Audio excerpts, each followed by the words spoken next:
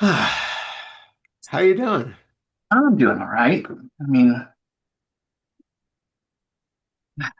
um, there's been a lot going on and there's been ups and downs, but it's funny, it's strange to talk about because I don't have the inclination to say, oh God, it's really stressful, or something of that sort. Whereas there was a point in time when that would have been the case, but Yeah. now it's like, well, yeah, it's been stressful, but right now it's like this. And so, Yeah. I can't honestly answer that it's stressful or demanding or whatever. So I love that. I'm still getting used to that. Yeah.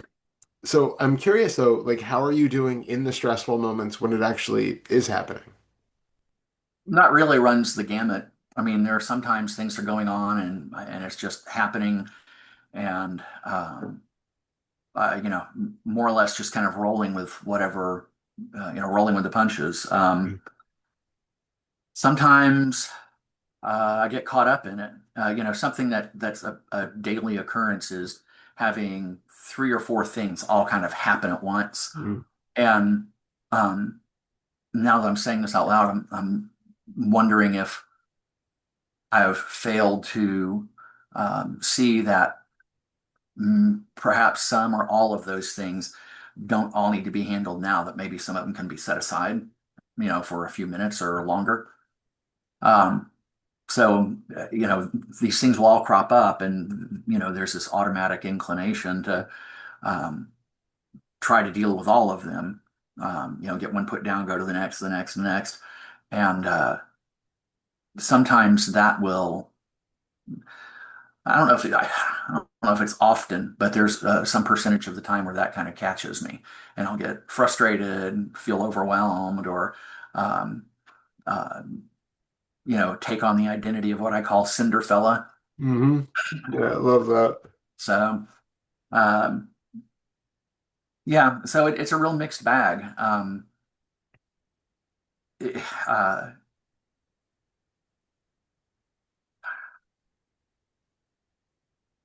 I guess for a while, the big thing was the fact that Susanna is almost entirely dependent on me right now and has been Mm. for a while. Yeah. Uh, and for the most part, it was never an issue. But from time to time, especially on those nights when didn't get enough sleep and, probably adding caffeine into the mix, I could get a little bit short or testy. And I would have to let her know, look, it's not about you. I'm here for you. I Hmm. don't resent that. I don't begrudge Yeah. it. Yeah. Um, and that doesn't seem to be an issue anymore. That seems to have gone away. Amazing. Uh, I don't know. Todd, it just really is a kind of a weird time, and that's something that occurred to me yesterday or the day before that I didn't realize that relatively speaking, that things are kind of unusual right now because this is a little bit old news, but I use it because it's a good example. The whole thing of Tuesday and her boyfriend, now getting sexually active, Mm. and that was something that go back, say, 8, 10, 12 months ago, and it was something I knew was going to happen eventually. Yeah. And when I thought about it with regards to him being involved, this would kind of start to Yeah. well up, and then it became a reality, and I wasn't real crazy about it. It wasn't what I wanted. Hmm. Well, let me rephrase that. I didn't. It was something that I really didn't feel like was a good idea Hmm. for some reasons that are. It's not necessary to get into those right now, but I didn't get angry. I didn't start thinking of ways to try to undermine him or them or ways of retaliating. None of that. Yeah. Just okay, well, I'd rather they didn't, but Yeah. and that's really how it's been. It's never something that came and grabbed me later after the fact where I Amazing. thought about it later on and okay, now I'm angry. Yeah. No. Yeah. Yeah. And so it's all this, it's a mixed bag, and I've wondered about it at times because there are certain things that will provoke a reaction and other things that don't. And I kind of have a sense that maybe the things some, maybe all of the things that um, get a reaction are maybe things that are tied into conditioning from experiences earlier on in life. Maybe, I don't know. I mean, I guess it doesn't really need an explanation, but that's my mind tends to work that way. So, I get that. No, and it is a solid possibility, but like you said, it's really more important to just be aware of what is provoking the feeling of reactivity now, and then working with that. And I would venture a guess that, why maybe one of the reasons why you're not getting angry about, Tuesday and all of that is that the anger isn't the primary, as we've talked about so many times, right? The anger is a deflection from something else. So the question is, in the past, a year ago, when you would have thought about it, what were you really feeling? I venture to guess that you weren't just going from the idea of her being sexually active to immediate rage. There was something else that was an intermediary. There was a reason that you were concerned. There was some other emotion that was being felt, some other thought that came up that was making you feel something that gave you that real discomfort that you just couldn't sit with. That immediately triggers that sense of anger that pulls you out of it and puts you into the different position. So where I think I'm more curious is not about the lack of the anger so much as it is what has changed regarding your thinking pattern on when you find out that she's sexually active now, or what is it about the emotional side of things in your.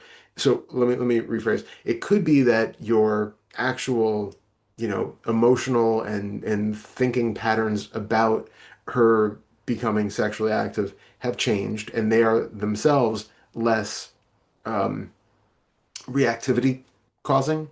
But it could mhm. also be that you are just so much better now at sitting with the raw emotions that come up, or noticing them and not getting caught by the belief in their being true and so overwhelming that you have to do something about them.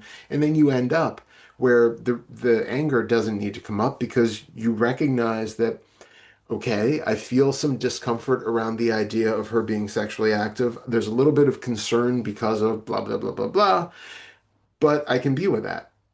I can sit with that.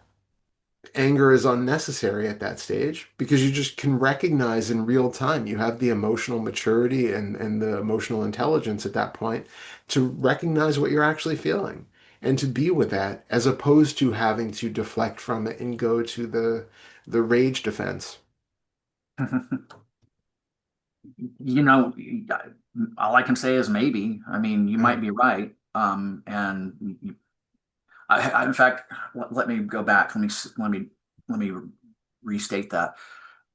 I'm sure that's right. It's just a question of to what extent. Yeah, sure. Because I think there are probably some other things involved. I mean, the last, well, the last, it, actually, it's been longer than that. Starting in 2014 was the beginning of gradually learning how to let go of things, to not cling to things, and to not be hell bent on, you know, having my expectations met. Mm. It really has I guess the last 2 years. I guess it's been since around the time that you and I started working together, somewhere in that general ballpark, and probably because of this, that that keeps coming up. Mm. Things will happen, and it's understood that it's necessary to allow things to be the way that they are, whether it's because of, as you've said so many times, that things are the way they are. If they were going to Mhm. be different, they would be. Yeah. And recognizing that, well, this is how things have turned out. Also recognizing that, it creates a lot of discomfort for everyone, me and everyone around me. Um, and I'm sure there are other things I'm overlooking. Um, so yeah, there's a lot of things that I think uh, explain this. But um, I think you had a question there. Was I wrong? Did I? I actually don't think there was an well, sort of.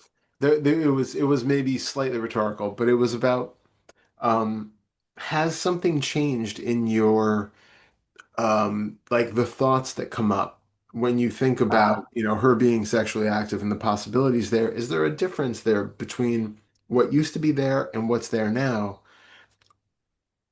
And also, is there a difference in the way that the emotions are activated in that regard? What was the catastrophizing emotional banquet that came about a year ago when you thought about it versus, what's coming up now? Boy, that's hard to say. It's Yeah. something to pay attention to as it happens with, the idea of being aware of this stuff uh, um, in mind. Yeah. Uh, so, I can't say for sure, but it seems like, um, hmm,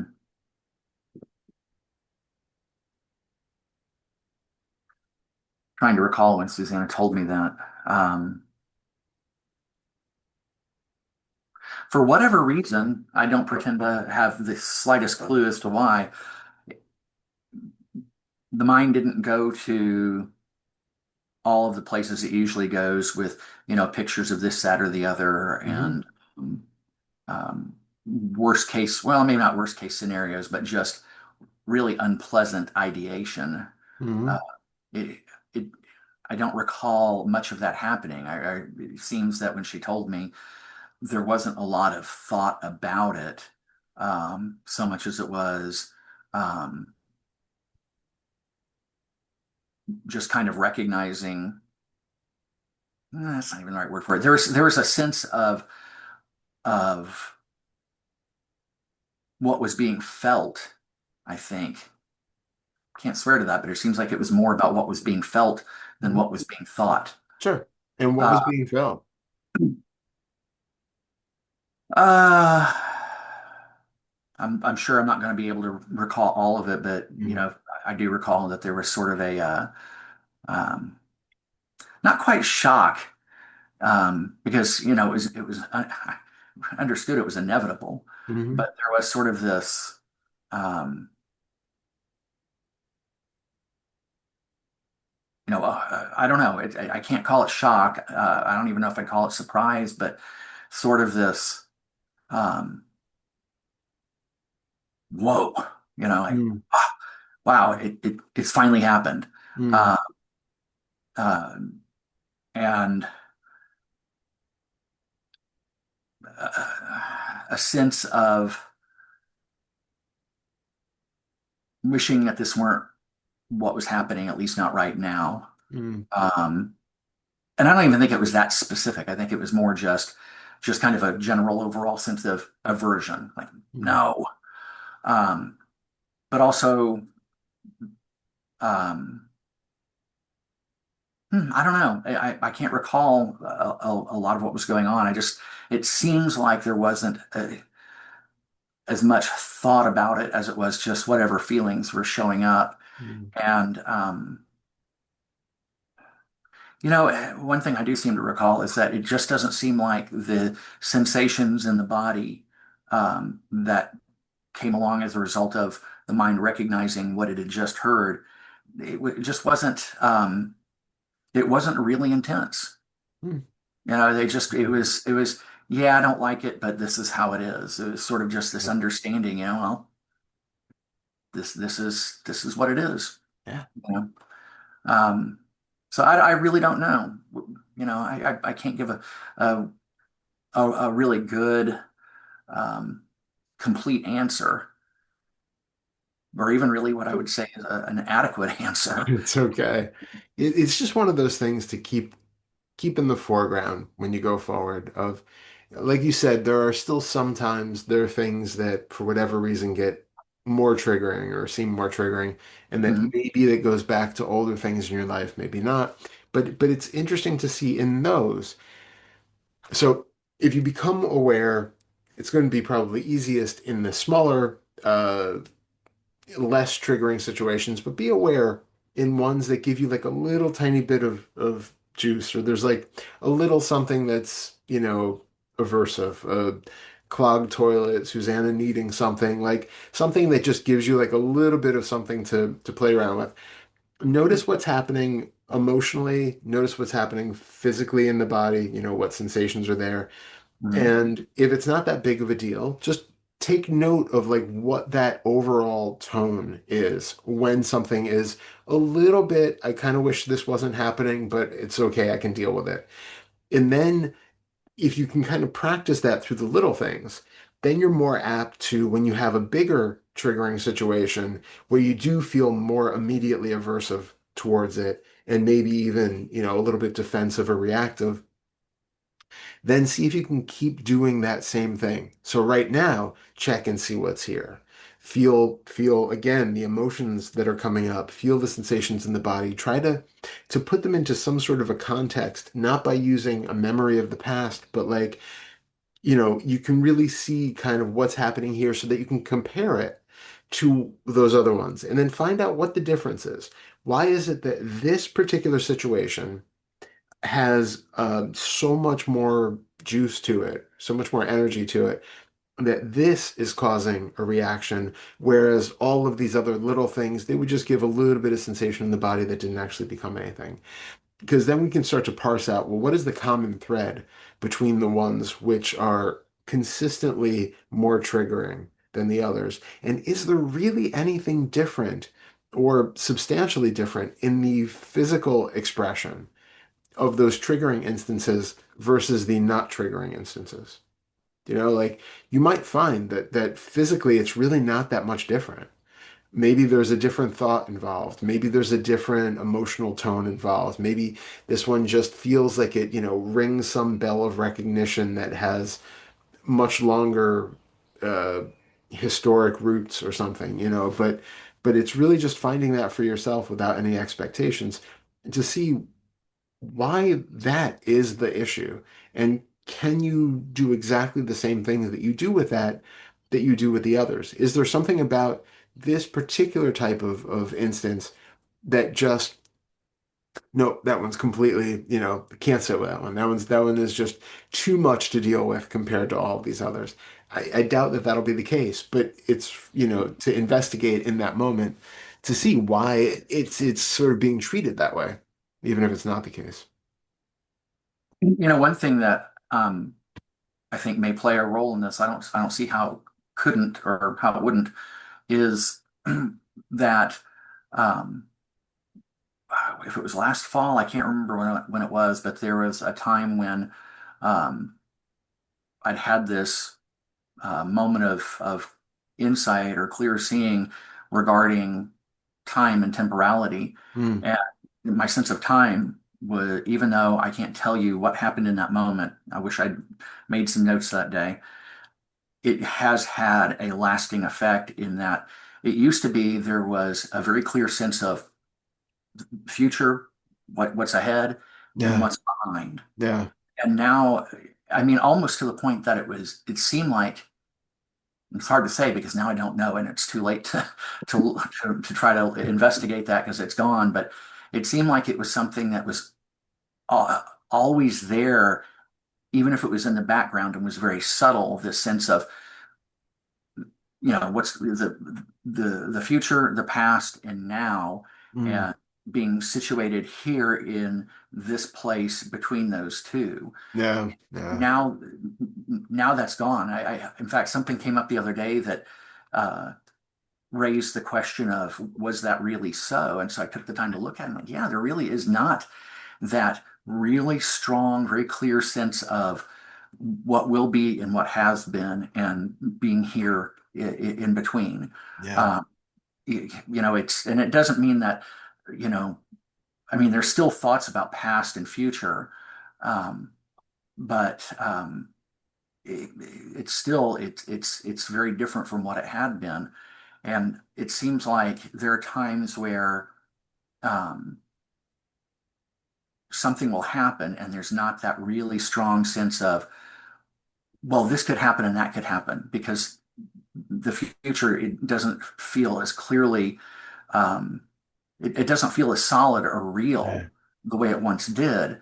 So Amazing. there's not that, it seems like there's not that tendency to start to dwell on, worry about, ruminate about what's going to happen. And as well, there's not, even though it's still there to some extent, there's not that sense of, well, they did this and they did that, and now here they're doing this. Yeah. I mean, it does happen. It Yeah, does happen, yeah.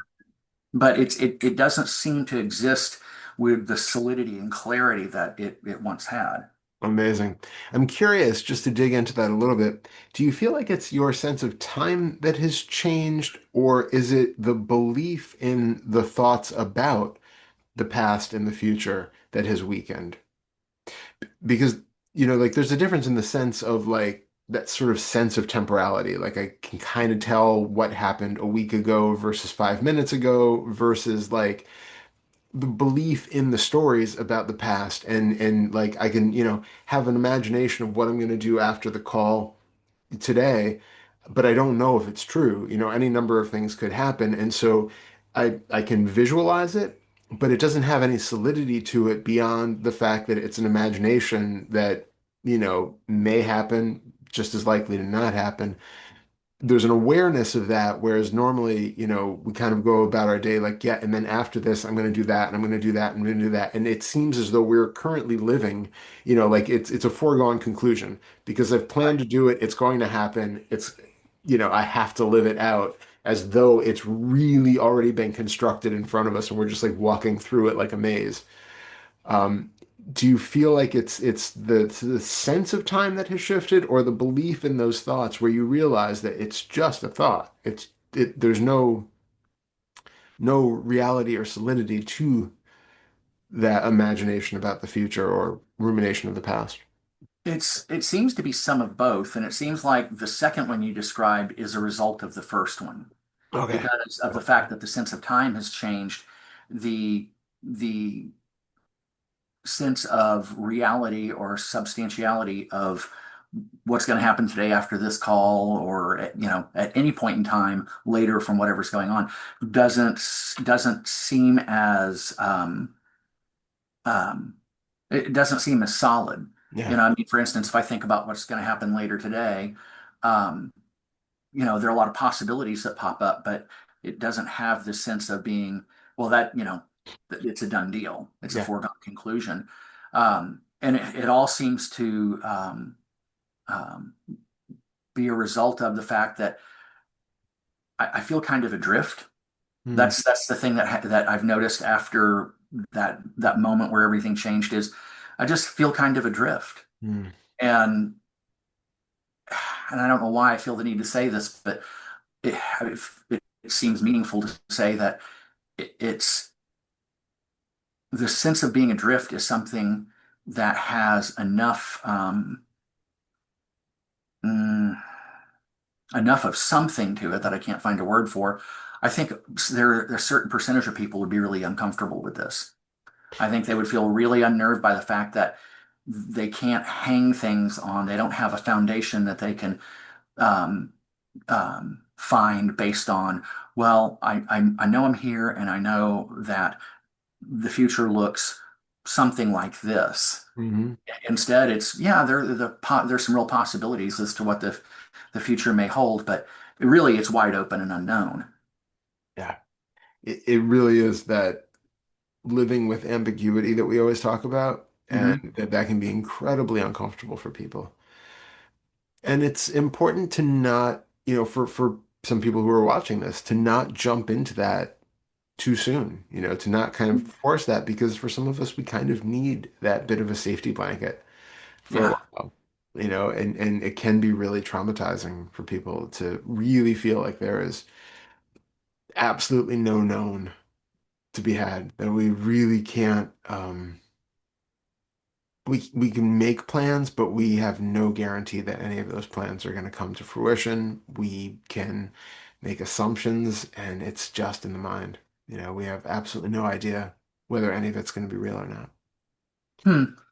When you said that, the thing it brought to mind was the fact that there are still expectations or desires that if unmet or challenged or threatened, will provoke a really strong response. Like, for instance, Suzanne has a who just I'll keep it really simple, but it doesn't really do the situation justice. She's really problematic. Okay. She's really problematic, and her husband is even more so. I mean, it's not a good situation.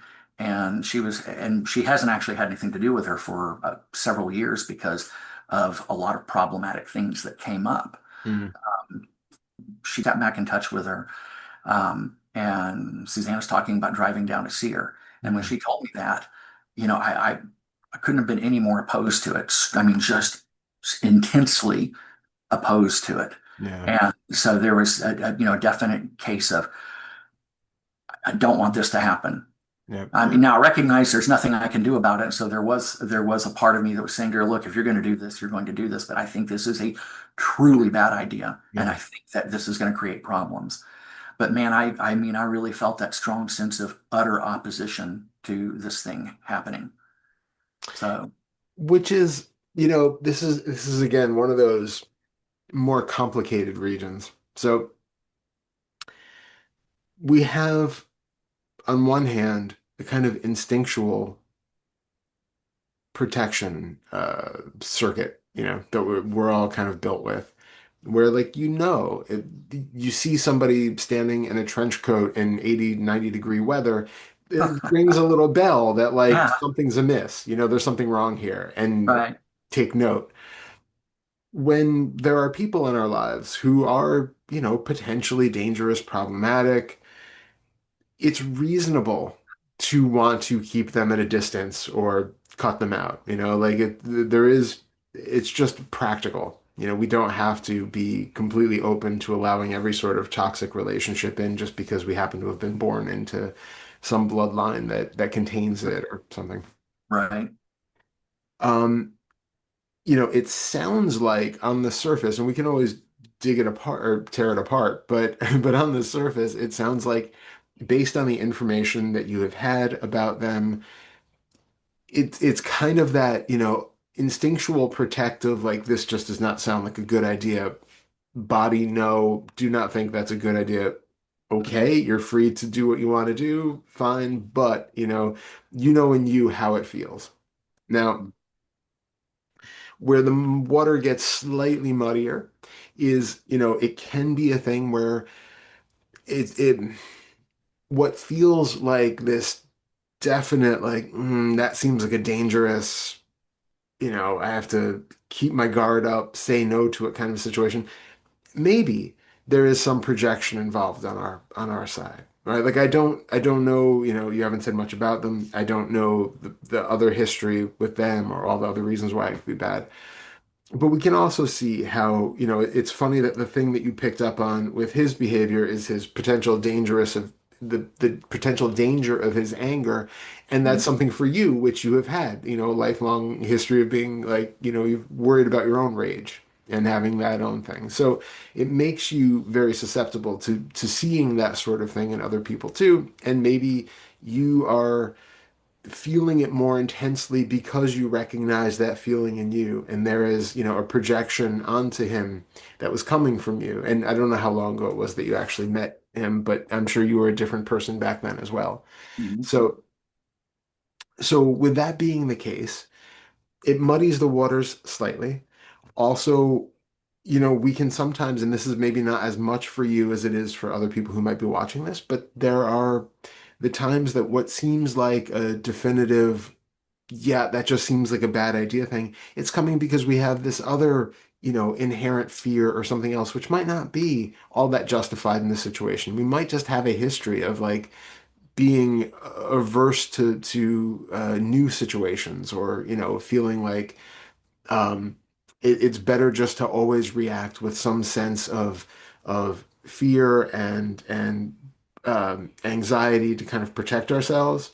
So we just default to that, which doesn't sound like is the case for this, but just in Mhm. case anybody else is hearing this. Um,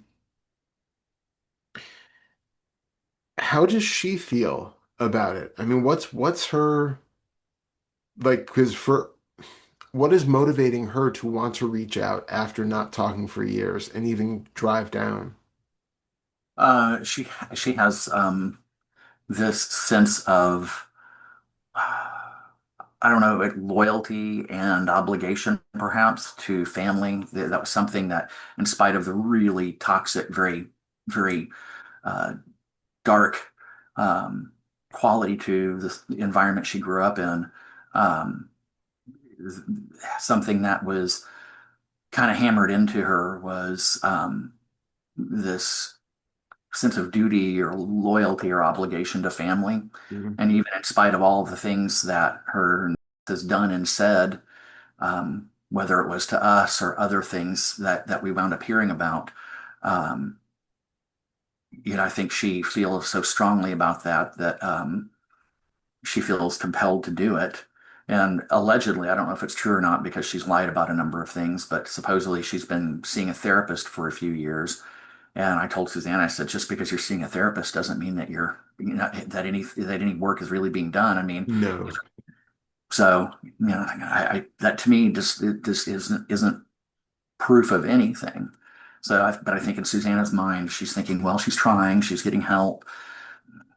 Yeah, but Yeah. and I think it's, again, that loyalty, that sense of duty and obligation. I also kind of wonder if maybe she feels like she needs to be their mother. Um, so But that's where, like you had that immediate, this just feels like the wrong thing to do. It feels like a bad move.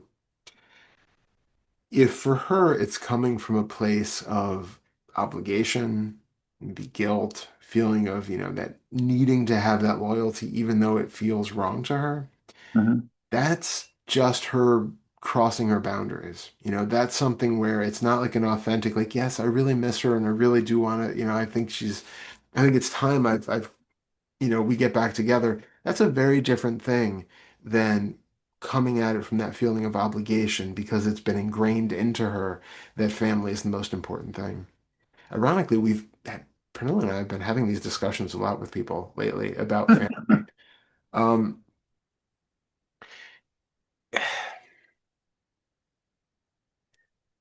it is so important to recognize the difference between being genetically related to somebody and really having them be family. Family means a lot more than just you share the same bloodline. right.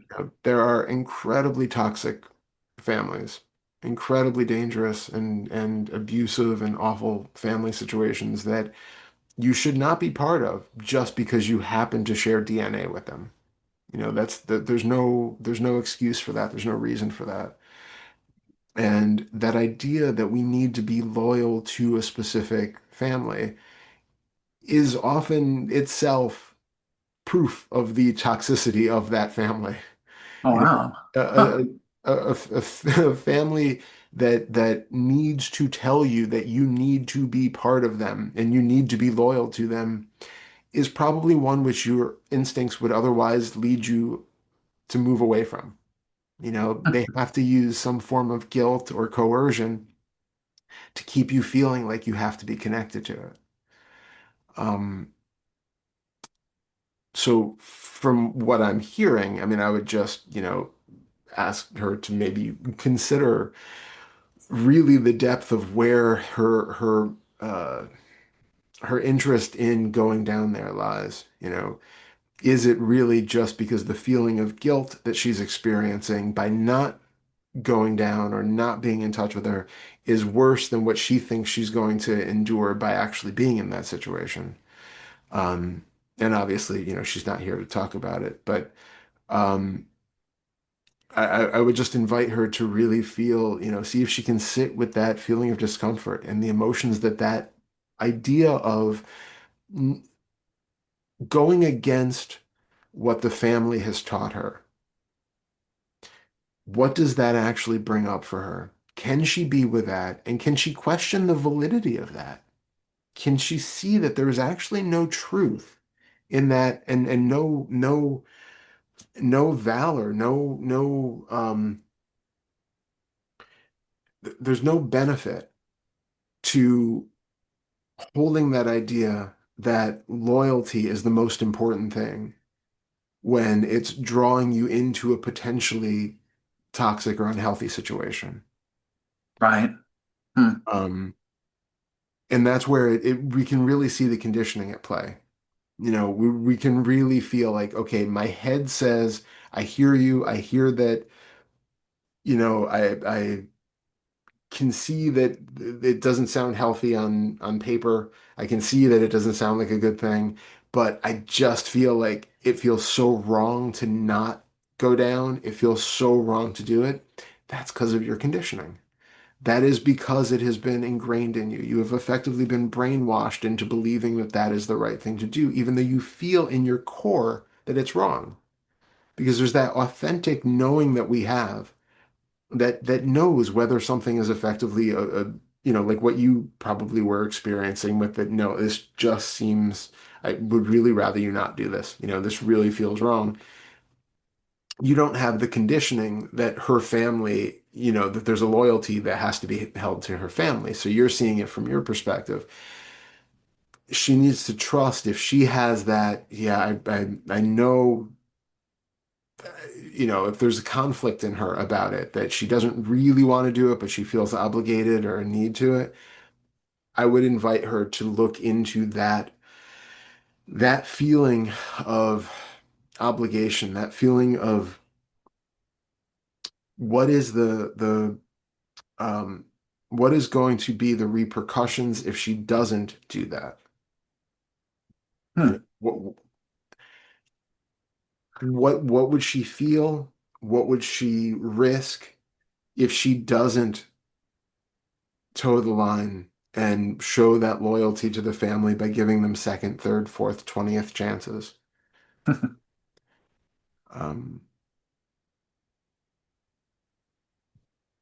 Yeah, I don't know because I'm not even, I'm guessing as to what's going on there just based on what I know about her yeah, and my own experience of dealing with some of her family over the years. But I don't know. When a situation presents itself where it seems like it is an appropriate time to raise those questions, then um, I'll go ahead and bring it up. yeah. Um, and in the meantime, maybe try to find out what it is that drives that, so I have a better sense of what's really at work. Yeah, and it's really, for each of us, we have to find that on our own. It's really that internal, when you feel into, I don't want to do this thing, but it feels so wrong if I don't.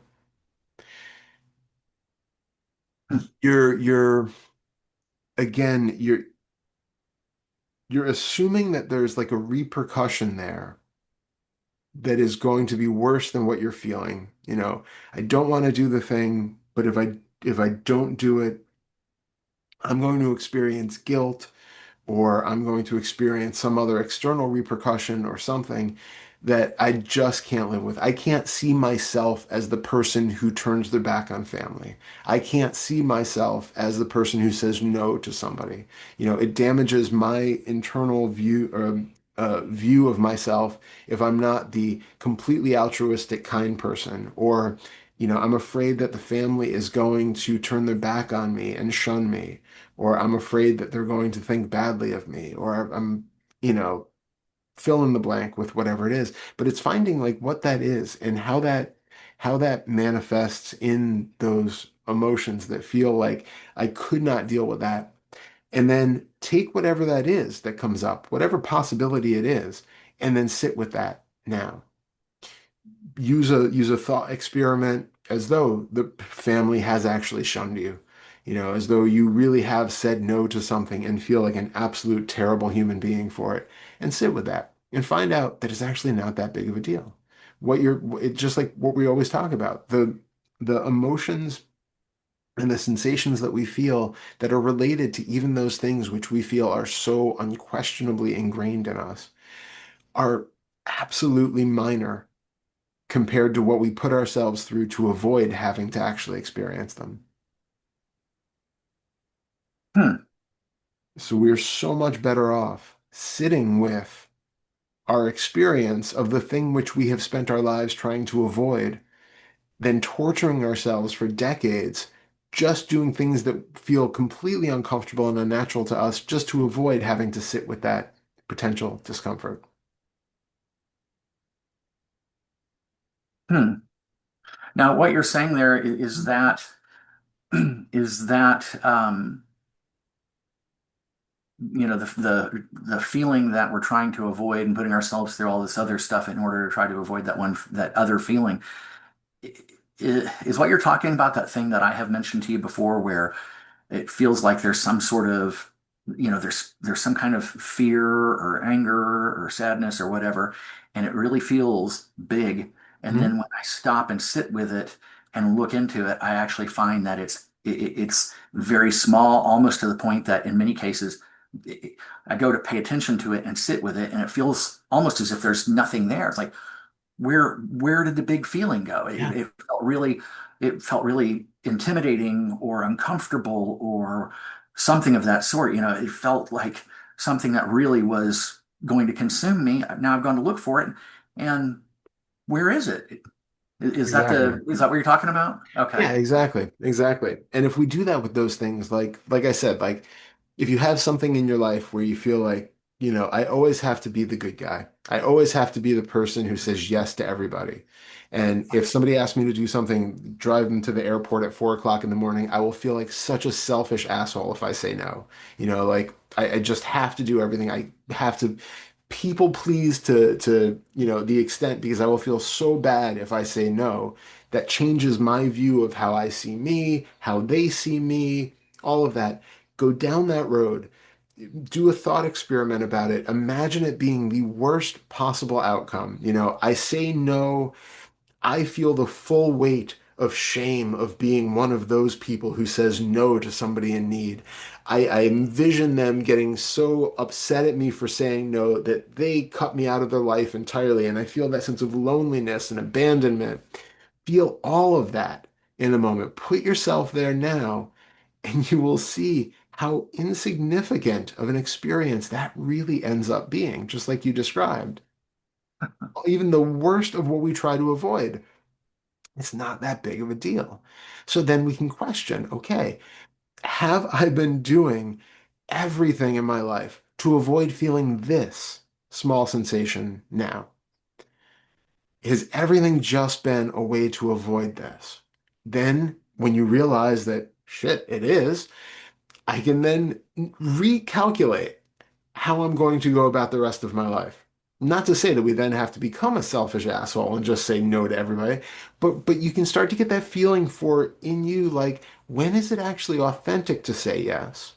And when are you just doing things out of this very inauthentic feeling of obligation because you're trying to avoid feeling something else, which is potentially more uncomfortable for you, you think, than doing the actual getting up at 4 a.m. to take somebody to the airport. Um, and it's an individual journey for everybody. You have to find what it is specifically that feels right to you and what doesn't. But it's so that you can start to come at things not from just the conditioned perspective that I believe that this is the right thing to do and my body responds every time I'm you know uh, watching out for my own best interest because I've been taught that you know the family always comes first, that loyalty is the most important thing, that you can never say no to others, any of that stuff. If that has been ingrained in you, you really have to find, does that actually feel true? And what part of your experience are you just saying yes to try to avoid feeling something else? So we feel it. We just give ourselves fully into it. Like right now, I'm going to experience the worst that it could possibly get, and then recognize that it's really not bad. It's really so much smaller than we've ever made it out to be. And then that's the only thing, right? Like if somebody cuts you out of their life, the actual situation of them cutting you out of your life isn't the thing that you're really upset about for the most part. It's how you feel in response to that, right?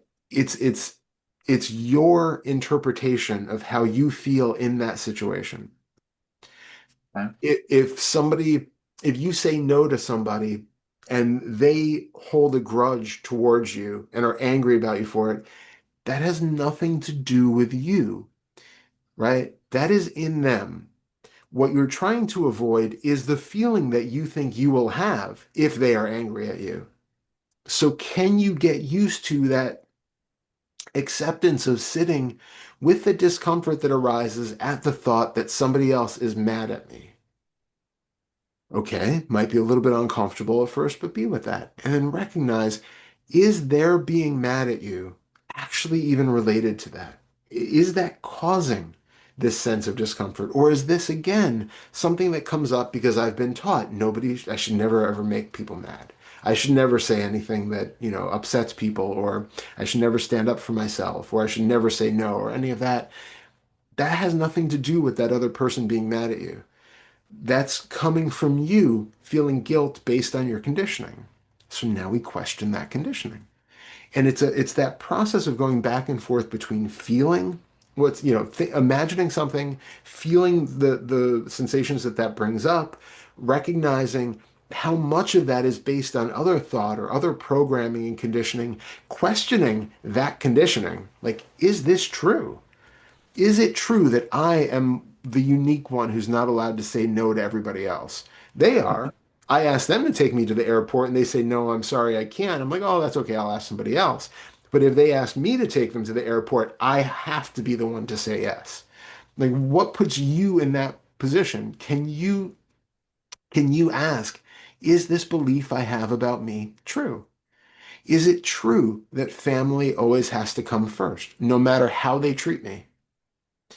Is it true that it's more important to be there for people who are toxic and abusive than it is to watch out for my own best interest? Is that really true? Feel what gets sparked in you when you ask that question, and go down the rabbit hole of all of those potential emotions that brings up, because that could bring up a whole bubbling cauldron of different things. So take them one at a time. And okay, so there's guilt, there's fear, there's shame, there's um, you know uh, again, fears of abandonment, fears of of neglect or abuse or repercussions or any number of things that might show up. And you just take them individually as they arise. Feeling of sadness, feeling of loneliness. Sit with that, be with that. Recognize one by one that you can isolate these different experiences and you can be with each of them. You have the full capacity to sit with anything that arises. And then question bit by bit, is any of this actually true? Well, I'm gonna have to go back through and make notes on that because that's there. It seems like, and probably I'll be able to simplify it and reduce it down when I do. But right Okay. now, it seems like there are a lot of steps, and so It I'm it's basically ping pong back and forth, right? So okay. it's a natural sort of observation. So it's like you imagine what's the worst case scenario that could happen if I say no, for Mhm. instance. Okay. Feel what's in the body. That might bring up with it other emotions, right? You might feel all of these related emotions that say, all the repercussions that might happen or fears or things like that. And so you can just sit with them one by one. You kind of like, if it feels like, okay, I'm thinking what it's like to say no to somebody. And then I immediately feel this sense of guilt, this just, oh, I feel the body clenching up. I feel this, no, no, no, I can't possibly do that, shrinking. It's not, okay, breathe, feel that sensation. Imagine that you've said no. What does it bring up? Nausea, feeling of fear, feeling of, okay, just sit with that, feel that. And there's a feeling of abandonment. I had a memory of blah, blah, blah. Each one of those things you just sit with and you let it kind of be there. You acknowledge it, you accept it, and you let it just unfold. And then bit by bit, you just kind of keep sitting with whatever sensations are there, whatever associated thoughts or emotions come out of that, and we just let them be, and we sit with whatever discomfort arises with that. So it's just acknowledging what's actually happening, what's in the mind, and we just kind of go deeper and deeper and deeper with it to see Hmm. everything that could possibly come out of saying no to somebody in all the different levels, and then recognize that we can be with every single aspect of that. Oh, All right. sorry. And then also questioning when those things come up, are they true? Is it really actually true that if I say no to somebody, I will forever be alone? That like I'm always going to be abandoned or, unlovable because I say no, or whatever your fear happens to be. Going down that road of, okay, is that actually true? Just because you've learned it when you were a child doesn't mean it actually holds water. So is it really true now? And then, like, investigate it. Does it feel true because you feel a contraction in the body that is like a fear response that, just comes up alongside of it? Does that fear response prove that it's true? No, no, it doesn't. Can you sit with that question of, is it true? And then you can use the intellect to break it down to see all the reasons why it's flawed, but recognize that the physical response that you have to it that makes it seem true is just part of that same conditioned fear response or that same conditioned aversive response that's trying to keep you safe. So you are um, staying out of, you're not saying no, you are giving in constantly, crossing your boundaries in every possible instance because it feels like that's the safest thing to do because that's what you've been taught. If when you question, is this true? If you get one of those responses that feels like you are crossing your boundary again, this is your indication that it's not actually true. This is just a conditioned response where you're playing out that trauma over and over and over again. And you said something in there, I heard it, but then I lost it about that indicates that it isn't true. Yeah, so if you have the thought that, if I say no, everybody is just gonna leave me, I'm gonna be alone. And when you have that thought, you might feel this sense of like panic, this sense of fear that grips in.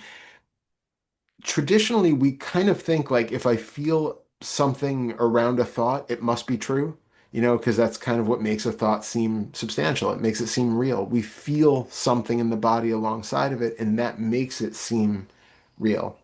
Right. So it's teasing apart the fact that, okay, just because I feel like, or I have the thought that I might be alone if I say no, and then I feel a feeling of fear and constriction and panic in the body, that does not equate to that being a true thought. That just shows that you have conditioning, which is teaching you that saying no is dangerous. That if you don't cross your boundaries and say yes to everything, that you will be in danger. And so you have this fear response that's trying to keep you safe. That in itself is an indication that the thought that if I say no, I'm going to be alone for the rest of my life is not true. That is a protective mechanism which is reinforcing that trauma response over and over and over again. Does that Okay. make sense? Yeah, it does.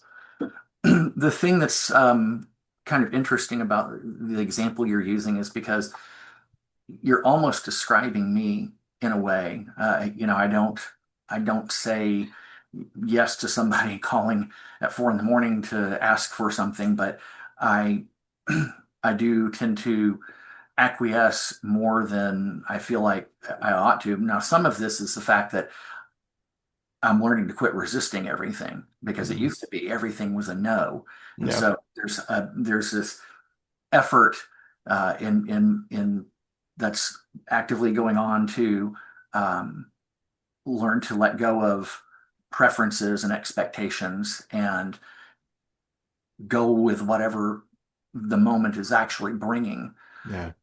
rather than trying to control and manage things, or control and manage with the idea of avoiding something that is threatening or uncomfortable.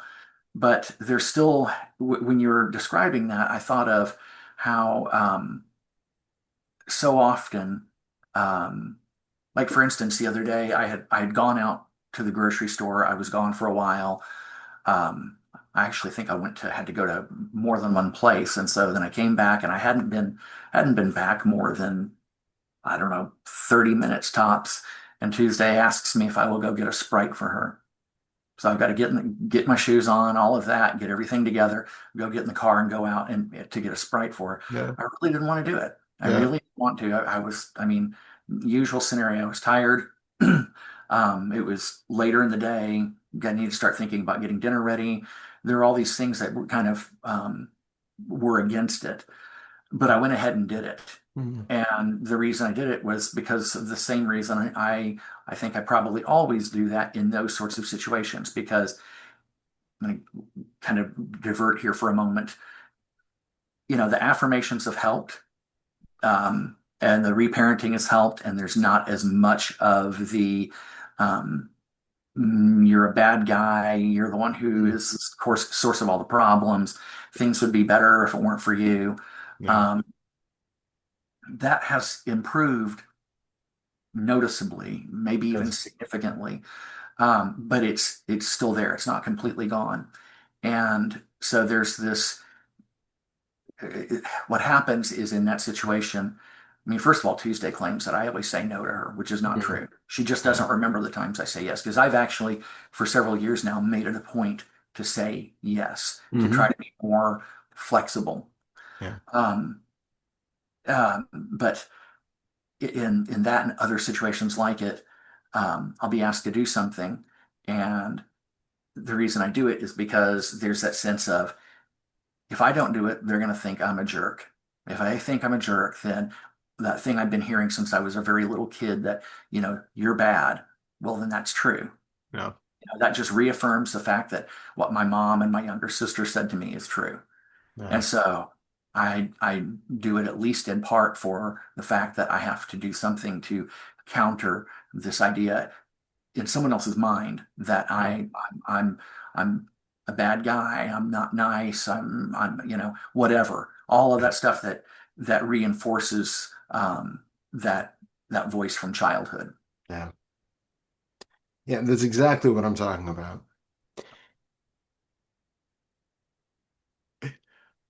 I, this could be taken the wrong way.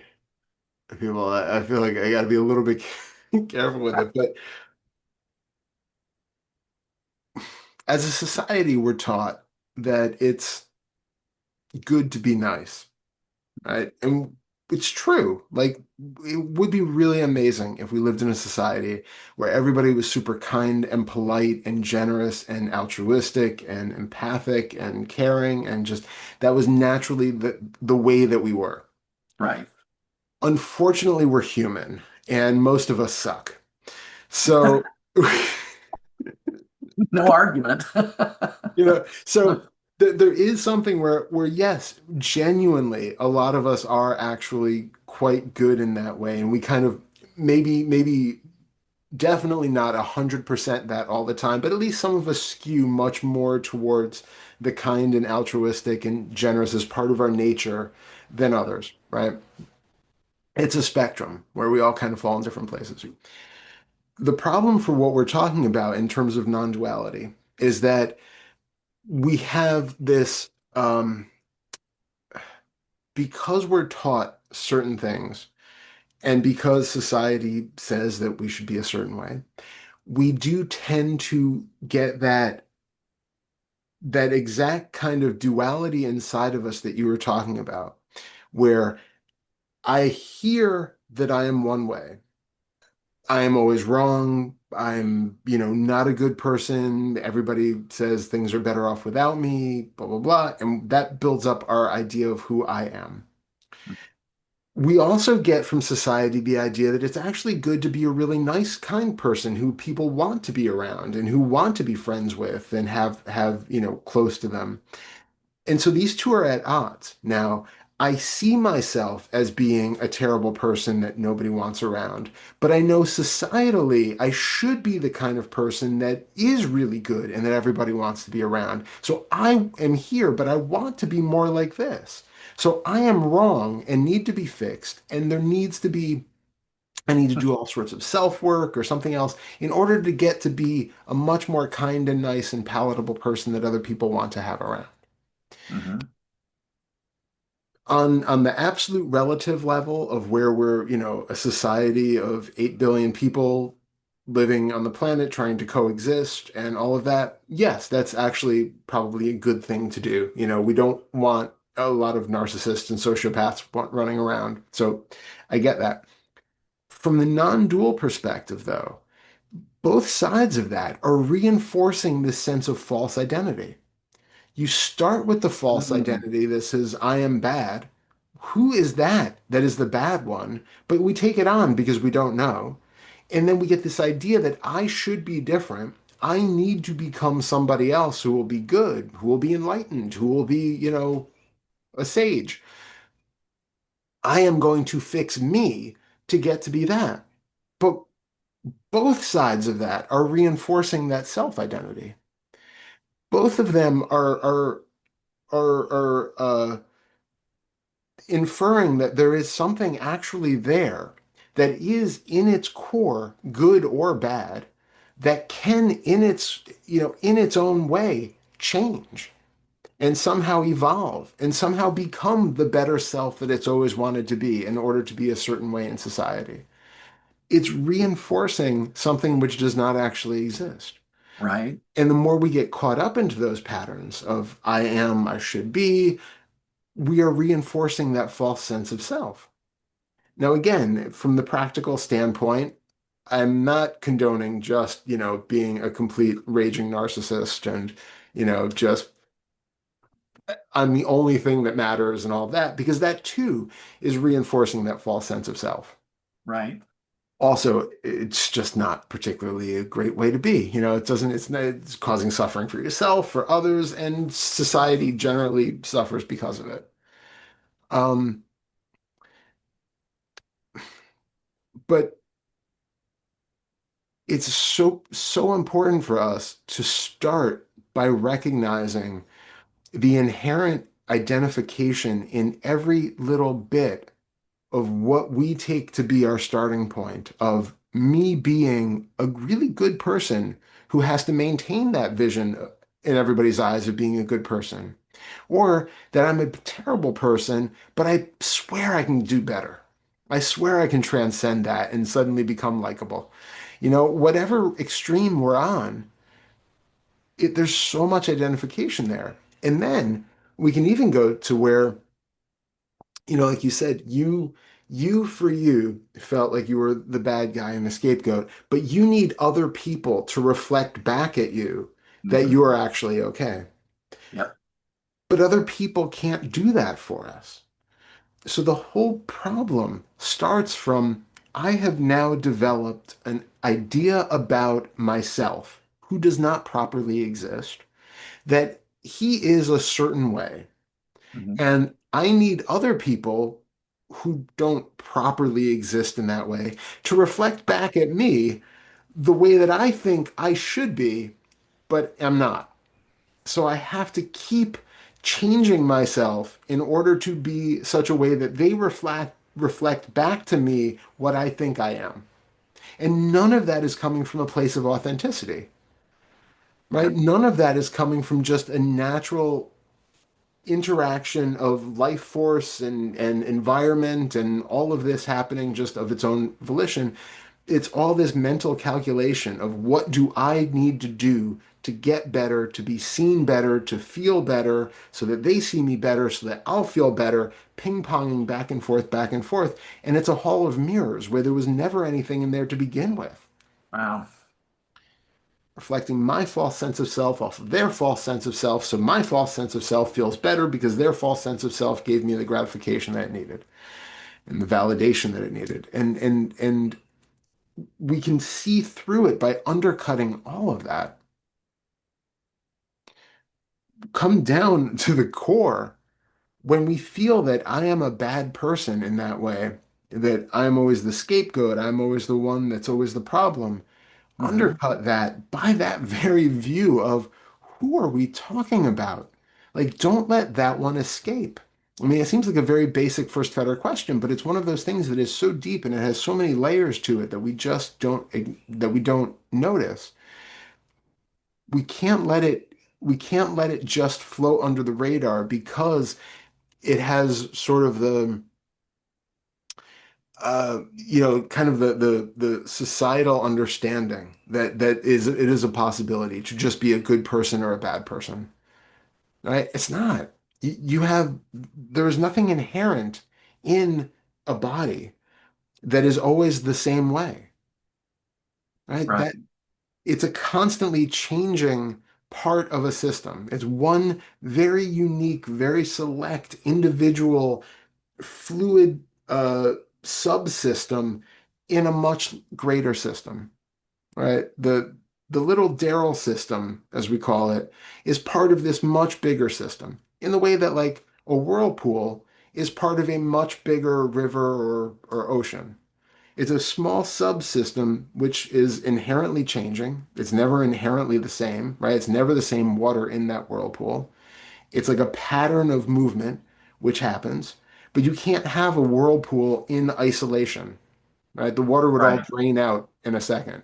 It has to be part of a much bigger system, just like Darrell is a much bigger part of the family, the society, the environment with all of the molecules in the air and the water and the whole Earth, universe, everything goes out to be the big system. When we look at this, we're taking such a tiny little microscope to this little subsystem that we call Darrell. And then in that subsystem, we say that whirlpool is a bad whirlpool. That whirlpool is just inherently problematic. It needs to be a better whirlpool. You know, that little curl of water right there, don't like it. It should really be going a little bit more up here. It needs a little more of an arch to it. Be a better whirlpool. And it's that kind of level of absurdity that we don't investigate in what we take to be me. Yes, there is sort of a personality, which is kind of the spin of the whirlpool, which it kind of can have its own momentum, but it can change. And so it's to notice that the change is happening in is a natural evolution of everything that's happening, right? Like you are different because of all of the practices that you have been doing over the course of the years, right? The Darrell whirlpool now spins a different way than it used to. It's not because of one individual element. It's not because of one particular moment or one particular practice or one particular conversation or one particular thought. It's been a Right. whole pattern of evolution that has all conspired together to make the whirlpool move in a different way. But it doesn't mean that the whirlpool is inherently good now and was inherently bad, or that any outside observer can look at that whirlpool and determine that it is a good or bad whirlpool. It's using its own flawed sense of judgment for that, right? The whirlpool itself has to feel good about itself. The whirlpool itself has to, if the whirlpool feels that it's a bad whirlpool, then you get into all these sorts of conflicts. And then it's like you don't just swirl one way, you're kind of like parts are swirling one way while parts are swirling the other, and it causes all sorts of turbulence and craziness. At least if we can be like consistent with that internal feeling of, this being the way that the whirlpool is. Can we accept that this is the way the whirlpool is? It's not going to be the way that it's always going to be. Yes, we can do things, we can do practices and we can meditate and we can do inquiry and we can do all of these things and it will change the way that the whirlpool looks and moves. That's fine. But we can't start from the perspective that like I am a terrible whirlpool and I need to do something to fix myself so that I will start being a better whirlpool. It's just it's a flawed premise Yeah, that I see. leads us right down the path of just becoming in eternal conflict with ourselves. Hang on just a second. Yep. No. Oh, you do? Okay. All right. Well, off you go. Go. There goes.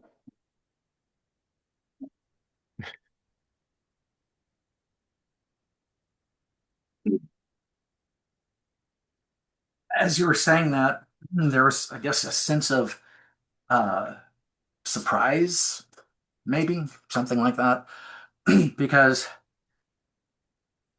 you can see through the delusion of some sort of um, fixed entity who's responsible for um, putting the body into action, Hmm. doing things, and then and over a period of time have things happen that um,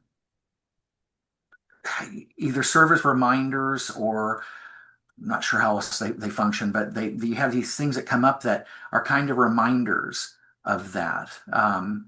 Because you have that moment of clarity, you see through it, and as people tend to say that fetter falls, um, and you can't go back to believing that there was some sort of central inherent being. Mm. Uh, and things might happen that's remind you of that. Like you go to speak and it's just this voice. It's not Mm. anyone's voice. It's just a voice talking. Yeah. Um, Yet you can completely overlook what you're talking about Yeah. because when you're talking about those two poles, the good one trying to get better, and I forget how you described the other one, but as I was listening to you describe that, I realized that that has happened and has been happening, and it's really kind of unexpected that that would be the case, considering that it's understood that there isn't some sort of inherent essence Mm. present that can be good or bad Yeah. or Yeah. be what other people think I am. Yeah. Conditioning is funny like that, isn't Yeah, I guess I hadn't thought of it as conditioning, but I suppose you're right. I guess, there's this sort of this quiet expectation or idea that um, that moment of insight um, would do away with all that conditioning, but it? apparently that's not how it works. No, it's kind of a long haul. It didn't get that way, in one, it's not like somebody told you you're a bad person one day and that was like, okay, check that on. Like it was a long pattern of conditioning that led you to believe that over time. And it takes more than just one seeing through to see that that's not the case, or that, that the self isn't there is super important to see. But the way that we interact with everybody and the way that that's why with the second fetter, we talk so much about that propping up the first, is because you are constantly with every interaction between this and that, between myself and others, between how I'm either manipulating other people to see me a certain way so that I get something out of them by that, or um, uh, I'm seeing other people in such a way that it reflects back to me something about me. We're constantly still reinforcing that more subtle sense of a self who has to have either love, validation, acceptance, something with other people. Um, if it feels like I need that from them to make me feel okay, that in itself is a sign that there is this identification here, which needs something to to um, to make itself whole, to make itself feel okay. Um, what is that thing? Where is that particular self that could not be okay? We can see the patterns of thought that come up. We can feel the emotions and the sensations that come out, but recognize when each one of those happens. Is this true? Is this real? Who is this actually talking about?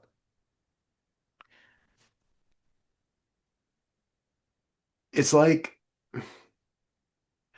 it's like there's no such thing as weather, right? You have Right. weather is like a term for a whole collection of different atmospheric changes and patterns of precipitation and wind and dryness and heat and all this stuff. But we say like it's raining when it's raining, but we don't actually know who it is that is raining or what it is that is raining. We don't really say like the clouds are raining, even though that's where the rain might be coming from. But it's like, it's raining. It is windy. It is, the weather is good. The weather is bad. It's nice weather. It's terrible weather. It's that same kind of thing that we do with the self. We imply the self by the ideas that we have, the emotions that we have. You know, because of your conditioning, you will at some point have a thought about being having to, go and get Tuesday a soda so that she will think that you're a good person or a better person than you used to be and that you'll be okay. That thought does not imply the greater self who is then good or bad or justified. Just like one day of rain doesn't imply that the weather is a bad weather. It's that same kind of idea. We are making something where there isn't actually one because there will be a moment of a thought that has been conditioned to say, I need to protect myself. This biological organism needs to protect itself. And it might do Mhm. that by people pleasing. It might do that by being a real curmudgeon and just keeping itself, locked up inside of its cave and, being bitter and angry towards everybody to keep them all away as a type of protection. There's no like inherent one inherent way that the body protects itself. It's how, again, the conditioning has been so that that's been the thing. But just because a thought arises that says, or a behavior arises that says, like, okay, I don't really feel like going to the store to get a Sprite, but I'm going to anyway. Just because that happens, it does not imply a Darrell who is good or bad. Right. It also doesn't change, obviously, Tuesday's view on whether you are good or bad. So No, that's a no-win scenario, really. yeah, so you have to investigate what purpose is it actually serving. And it's not to say that it's either right or wrong to go or not go get the Sprite, pros and cons on both camps. But for you, what investigate what purpose it seems to be serving. When you're really exhausted, you don't really feel like doing the thing, but you're afraid that you're going to fall into the trap of still being the bad guy. You might still go and get the Sprite, but before you do, feel into what purpose is this actually serving if I go and do this? Am I trying to manipulate a situation so that she feels that I'm a good guy, so I will feel safer, I will feel better, more validated. I will even maybe start to believe that I'm actually a good guy. Come on, come on, if you're coming on, come on, come on, come on.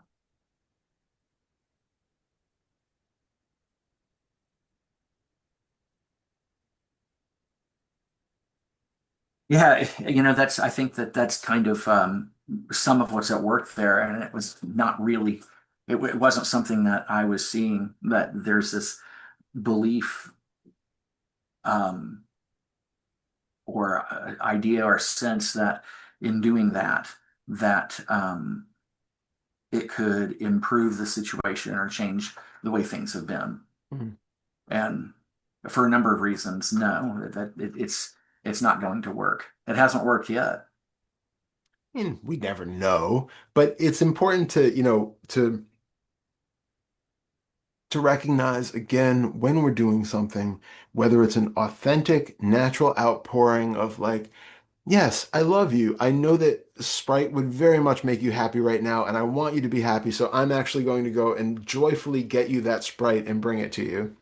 Versus, yeah, fuck, I really don't feel like going, but if I don't, she's just gonna think I'm a jerk, and I just can't deal with that. So let me just go get it.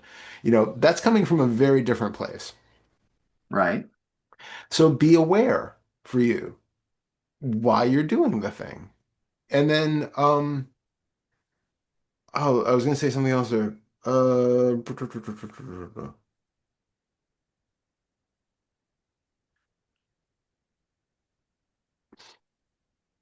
Forgot. Sorry, that'll probably come back. Um, say what you said before, about because it came out of when you said about that you weren't aware that you were trying to get the outcome. Do you remember what you said? Something to the effect of I was not aware that there was this belief or this idea that in doing these things that I could um, change uh,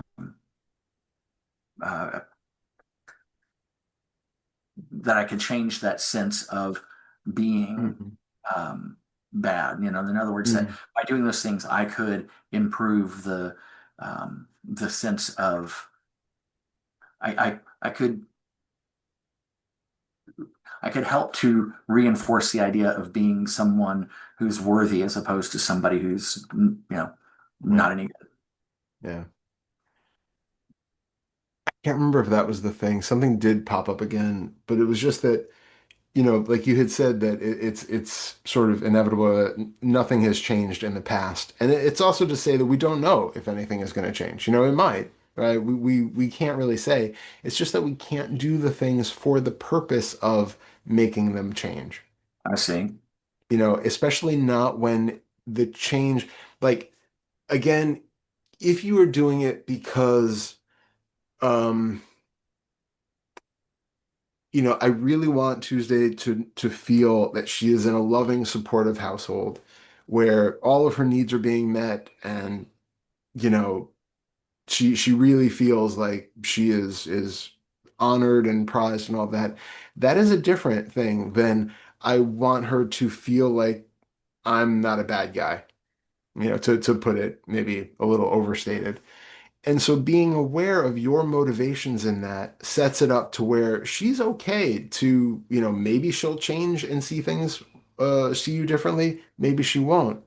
But it's about your motivations. If there's a selfish edge to that motivation, that I'm doing it for her to see me differently so that I feel about myself differently, that is coming from that selfing place, as opposed to just the absolute unbridled altruism of, just wanting to give her the best of everything or have her feel like she is, an amazing, wonderful person, all of that.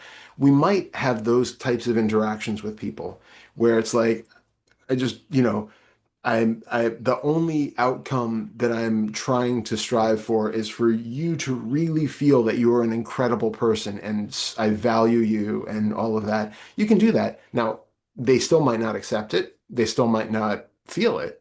You can't have any ownership over whether somebody actually gets the love and validation that you're sending, just Mhm. like you can't take ownership over any vile or, vitriol or anger or belittling or anything that she sends to you, because it's not directly reflected to you. No matter how much good you do, it apparently does not change her perspective on it. Okay. Can you accept that?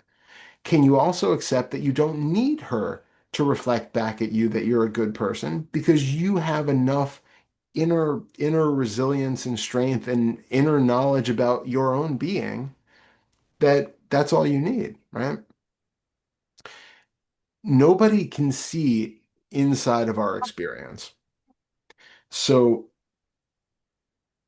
we either have to be completely um, confident and assured about the way that we are, or we're always going to be at working to try to get other people to see us the way that we would like for ourselves to see ourselves. Say that again. We're going to manipulate other people to reflect back at us the way that we would like to see ourselves, but don't, right? So that's why we're so adamant about the whole using affirmations and all of that stuff, because whether somebody says that you're amazing or not, it's not really going to have any effect if you don't feel that you are amazing and perfect and everything is great inside of you to start with. Nobody can ever reflect that back at you. And nobody ever sees what is actually in there.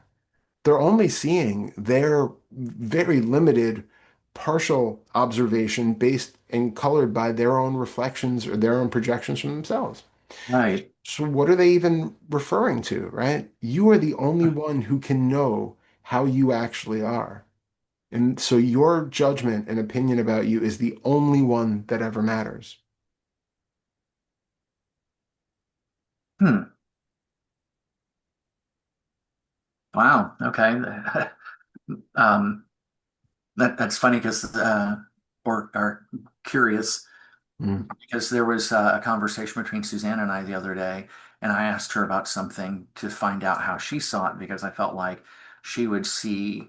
Um, I don't even remember what the situation was, but I felt like she would have a more objective view mm, about what was going on with me. mm. Um, and then you said that, and so now it's it's not. It seems like we really, truthfully, it seems like we can't get an objective view of ourselves from other people as well as ourselves.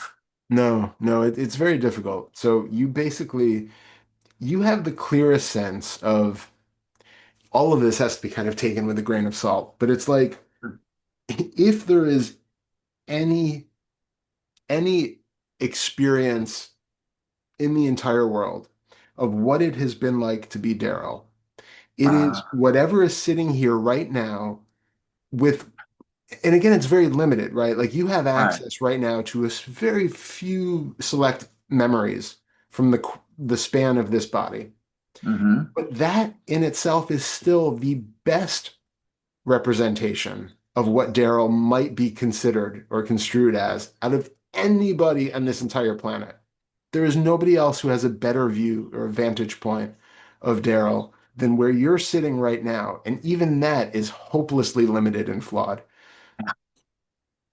Interesting. I had never really considered it that way before, but that's good to know. Um,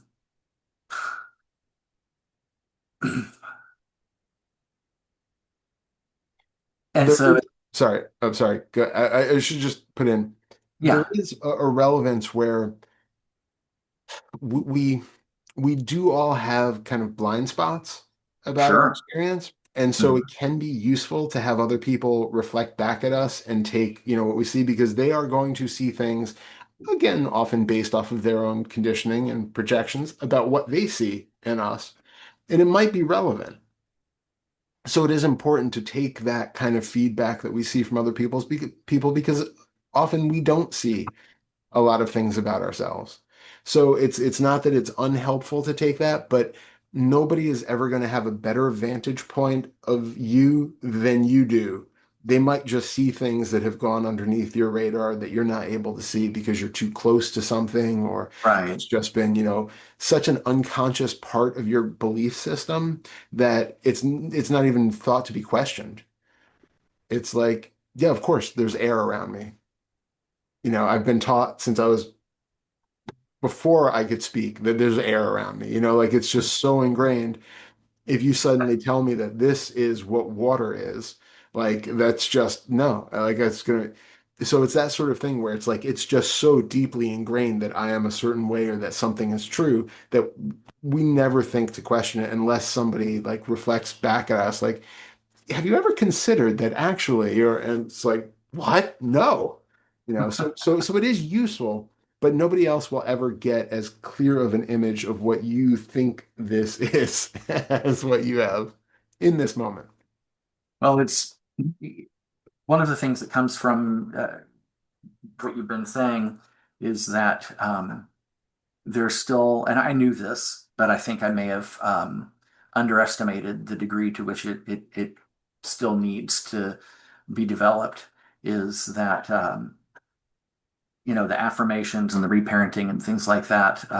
Well, that's really, I think, most of it, if not all of it, Mm. to build up a positive sense of self Mm. uh, is still um, something that needs to be done. There's Yeah. still a lot of it to do. Yeah. There's been a good start, but it's not even close to where it really needs to be for these purposes. Yeah. That's But the whole thing. huh? Well, that's the whole thing. If this body at rest, or this body mind organism at rest, needs for things to be other than they are, to be happy, content, satisfied, we're Mhm. always in suffering. If we need external things around us to change, clearly, we have a problem, but that's where we work with it in 4 and 5. And so you have craving and aversion. I would like for it to be cooler. I would like for it to be warmer. I would like to be less hungry. I would like to be, whatever. All of that is the stuff that we work with because that's kind of on the external side of things. Right. If our internal experience of what we are is inherently unsatisfactory to us, that leads us to that second fetter work of we have to learn to be loving and accepting and equanimous with however this is showing up right now. Not just our external environment, but the internal one. The ideas that we have about being good, bad, or otherwise, they can be questioned and they can be seen to be where the the idea that this whirlpool can be a bad one is a learned thought, right? It's a conditioned experience or it's a conditioned thought that leads to a variety of different behaviors as we get older. So we reprogram that with the affirmations that actually I'm a good person. That is reconditioning the system to have a different output, right? You're gonna have different behaviors because of that. It's important to remember that neither of them are inherently true Yes. eventually, right? Because none of them are really pointing to anything real. But the Right. programming is what's doing all of the behaving. The programming of good Darrell is creating certain behaviors that the programming of bad Darrell would not. Say that again. Yeah. So when you grew up believing that you were a bad Darrell, Hmm. you would act out and you would get angry and you would do all sorts of things that you wouldn't do now because you've Hmm. had more of that idea of the good Darrell starting to be programmed in, right? Like this Darrell goes and buys Sprite when he doesn't feel like it. This Darrell does other things. Now, again, it might be more complicated than that, but simplifying it, when we put in the idea that I am a bad person, I behave in certain ways that reflect that programming when we have when we're brought up with the idea that, we're taught from the beginning that you're an amazing person, you're so good, everybody loves you, you're just, sent from God to make everybody's life better, you're going to behave in a way which is very different than if Yeah, you're taught that, you shouldn't even be here, I right? see. That programming changes things. So when you put in the words, I'm a terrible person, you're changing the programming that comes out of that. If we put in the Right. words that, I love myself, I am wonderful exactly as I am, any of that stuff, you're reprogramming the system. You're feeling it, it's going in, and the behaviors that come out of that will change. It's not a personal thing. It's very much like programming. It's Yeah. really like the behaviors that you have been exhibiting your whole life aren't personal. They're conditioned. Right. So we're changing the conditioning. Still not Well, personal. Sorry. right. Um, That reminds me of something that happened over the last few days that was really kind of puzzling. It, I emailed you about that subtle shift Yeah. and all of well, not all of, but some of the feelings and things that were going on around it. And after after that experience or that moment of that, whatever it was, very old feeling, I'm not even sure what it was, but after that seemed to fall away or dissolve under the light of attention, um, I noticed, and it may just be coincidence, but it didn't feel like it. Not that that means anything. That certain things came up, particularly fears. There were these Mm, fears about um, losing certain things, not getting certain things. But I noticed I was unbelievably, I mean, just excruciatingly sensitive to anything from Tuesday. Yeah, mm, criticism, um, um, not going to get something for her that she wanted, how mm, she, the way she's going to, how she's going to take that, and what that's going to mean to her about me. If she, when she would get upset about things and she would start yelling, even if it had nothing to do with me, I was sure that somehow it had something to do with me. yeah. There was this fear that, okay, what have I done? Yeah. Um, and so I was just hypersensitive to things coming from her, whether it was about me or I took it to be about me, which I Mm, guess really that all falls into that category now that I think about it. yeah. So it seems to have started to get better, but there for about 24, 48 hours, it was just, I had to really try to stay mindful of, be aware of the fact that that's just, those are just reactions that are happening right now, Yeah. you know? Yeah. So, I'm curious with that. Did you have a particular feeling about, you know, so what? What if she got angry about you for something or what was behind that? Because it sounds like that very old kind of fear response. yeah, well, and not only is it very old, but I have, a lot of it comes from my mom, but curiously, when it involves her, it seems to be about my younger sister to the point that she reminds me of my younger sister. Actually, my Susanna knows my younger sister well. Yeah. She said the same thing. She said that she reminds her of my younger sister. It's interesting that we both have that Yeah. sense about her. No, I couldn't, other than the fact that I kind of got a sense that it was somehow tied into that. I really, I really was very perplexed by why that was happening because prior to all of the stuff that had happened in the last few days, the last, I don't know, the last 6 months or so, um, I had been completely, uh, there was just this there wasn't the kinds of reactions to her that there used to be. She would yell and get upset, or she'd say something about me, or she'd Yeah. say something about me to Susanna, and Susanna would say, "Okay, well, Tuesday's got this. She's upset because you did or didn't." And Yeah. I'm like, "Okay, that's fine."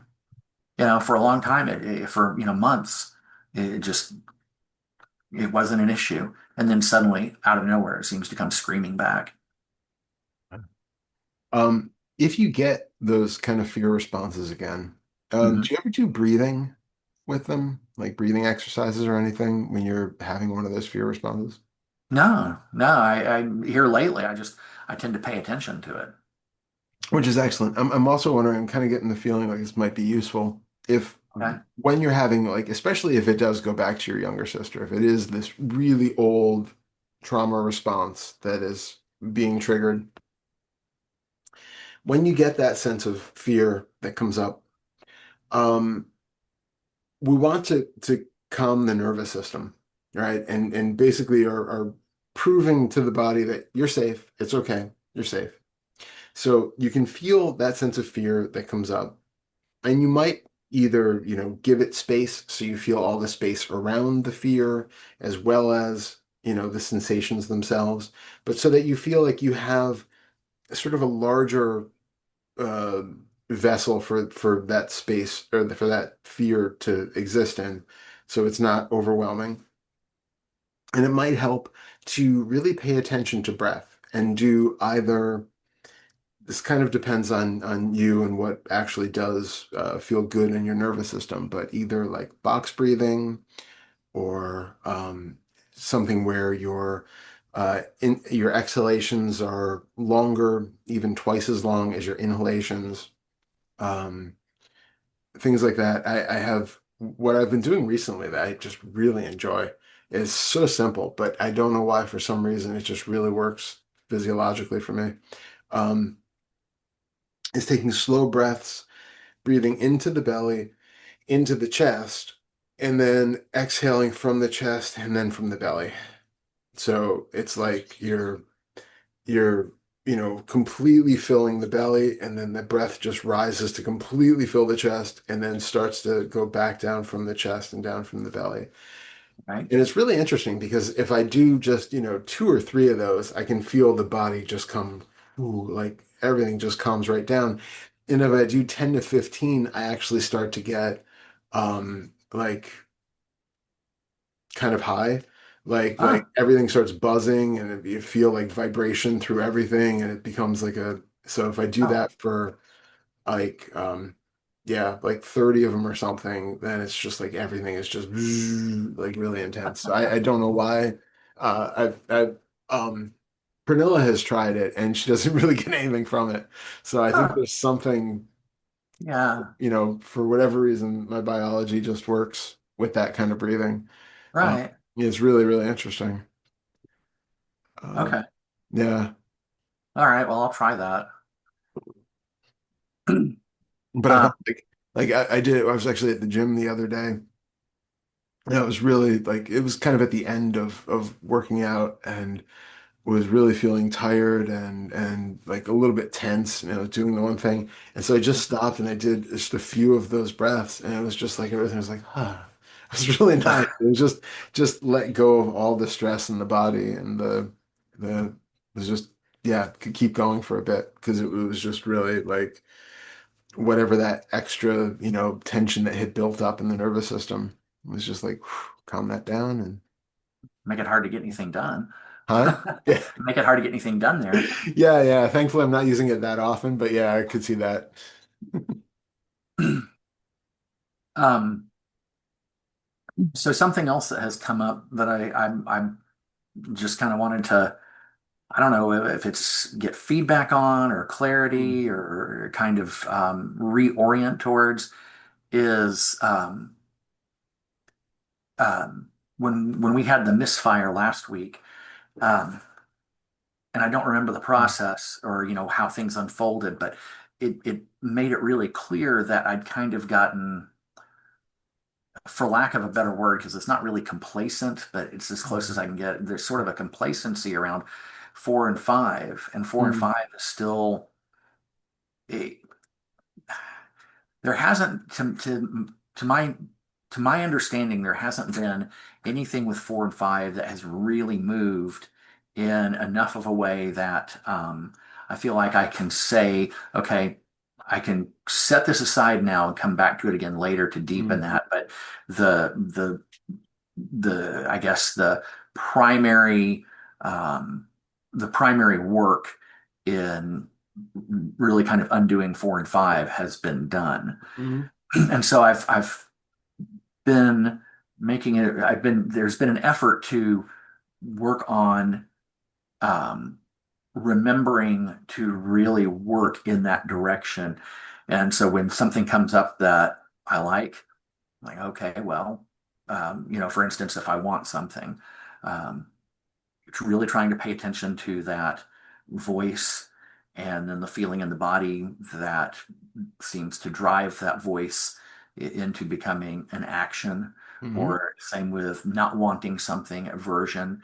And so there have been a lot of times where I don't want something and I don't like this.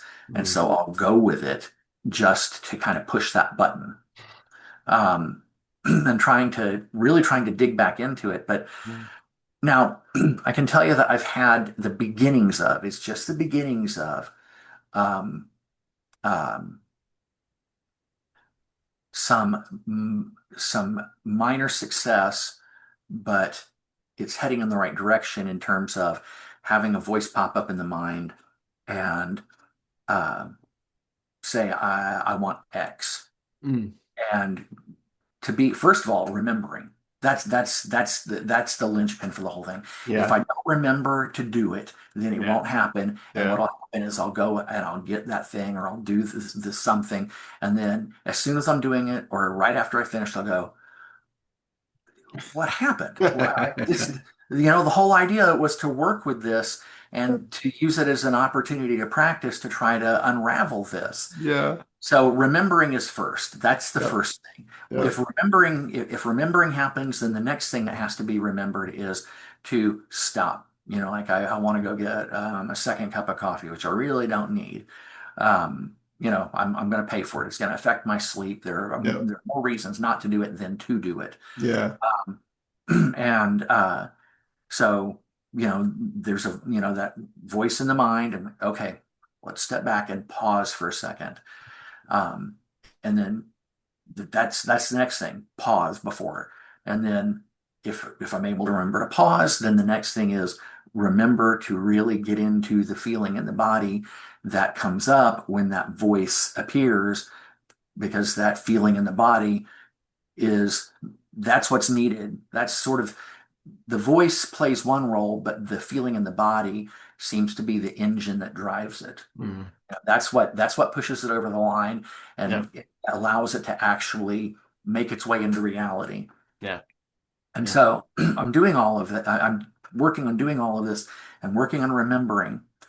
Um, and I'm trying to remember what the question was in this. Hang on a second.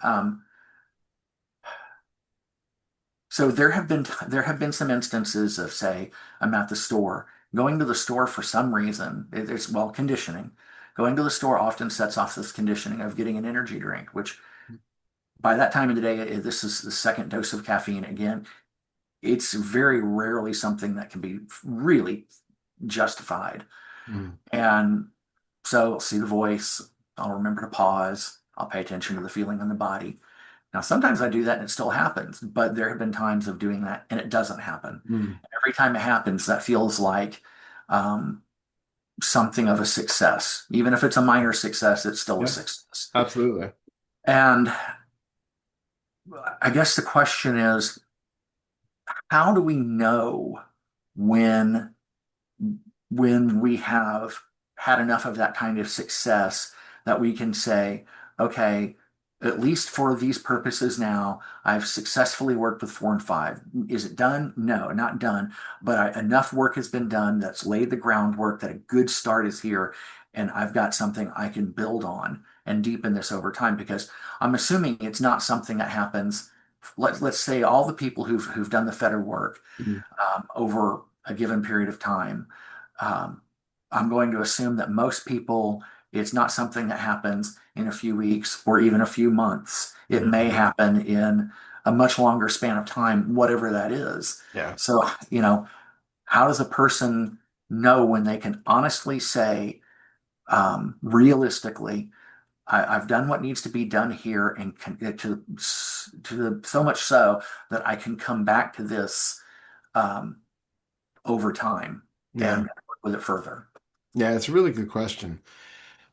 Say in general, um, some people have like a big momentous kind of shift that just feels like something clicks, and then it's just like, oh, and then you notice that there's like no reactivity for a while at least. It might not be extended, but at least it's like, okay, you can take a break from a bit and then just kind of see what happens and unfolds. And you probably will have to come back to clean up some odds and ends, but we'll see.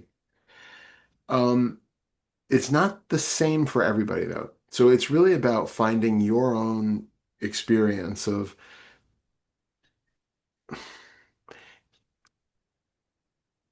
at what point does it get to where it really feels like the things which weren't triggering before excuse me, things that were triggering before just aren't anymore.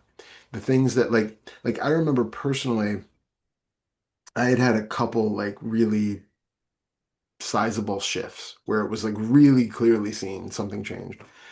And I remember after that, it really felt like things would happen that would have been triggering and it just felt like I was like a I remember calling it like a a baking sheet that was like, sprayed with like nonstick stuff. So it was like Hmm. things would happen and it would just go shoop and slide right off. Whereas at one point it was like it really stuck. Or there would be like a moment of I felt like if you're like trying to start a lawnmower that won't start, it's like there would be something would happen and there would be this first initial little and then there would just be nothing there to like latch onto. Like it's like there was just no reactivity because it just couldn't, the mechanism couldn't get started.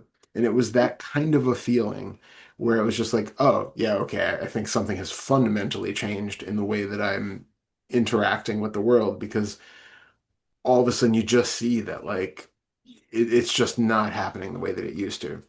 Um, it was, there were, like I said, some really clear shifts that happened that kind of like felt like the windows blew open and the air rushed through and it was just like, oh, okay. But that doesn't happen exactly that way for everybody. So Right. it I can't say that it's not like, eternal vigilance that it's going to take. I mean, I think my maybe flippant answer is that there's never a point when you can say that. Like it still stays where we just I think instead of thinking of it like this is my time to work with 4 and 5. Mhm. Now I've gotten to the point where it's weakened enough I can go on and do other things. Take it that 4 and 5 can always be an issue. It is something where we are constantly working on reconditioning the system. We're working on seeing through all of those little identifications and beliefs that lead to the I want it to be this way, I don't want it to be that way. Every time you feel something like that and you remember, you investigate it.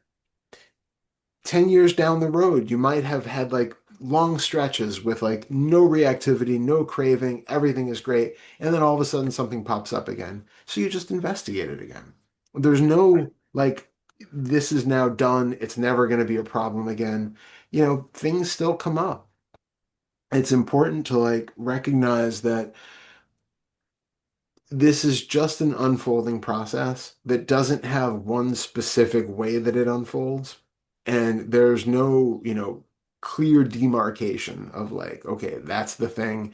4 and 5 are done now, never coming back again. Let's just move on. We can't say that for sure. So we just stay open to being with it however it's showing up. Um, if you're still getting where like, the immediate thinking about a coffee and then going to get the coffee happens, that's a good thing to investigate. Right. There's um you said something which is really good, which I think is something that bears repeating, that you had said like it's the sensation which really drives you to get the thing or not. Yeah. And I think a kind of an overall principle that we have is when we have craving, you have a thought about something and you have a sensation in the body, as we've talked about. Right. It's very easy for us to sit with a thought. Thoughts don't last very long, and on Right. their own, they have no inherent push, pull, motivation, reality, density, substance. They have none of that. Right. If you have a thought about coffee, it's literally a mental image of a coffee cup. You may have like an imagined taste of coffee in the mouth. You may have the imagined scent of it. You may have the imagined thought about how it's going to, the little joyful when you first take a sip of it. Hmm. Whatever that's happening, those are thoughts which you could sit with and there is no problem, right? You could sit with a Right. cup of coffee in your mind, even if you could extend that idea for an hour, which you can't, you could sit with that and it wouldn't be a problem. The Right. problem is that the sensations that show up, we find much harder to sit with. Yes. So when you have that feeling of that pull, that clench, that something else, that is what really needs the most of our attention. Because the thought is helping direct the behavior towards a coffee and not a crack pipe. But the sensation in the body is what is telling you, I need something, just get me out of this situation now. I need that thing. It will make me feel better if I get this. So it's that sensation that we're much less likely to, or much more reluctant to just sit with. And that's what's really being called for, is can you feel that pull, that density, that buzzing, that uncomfortable friction, however it's showing up for you in the body, and recognize that that has nothing really to do with those thoughts.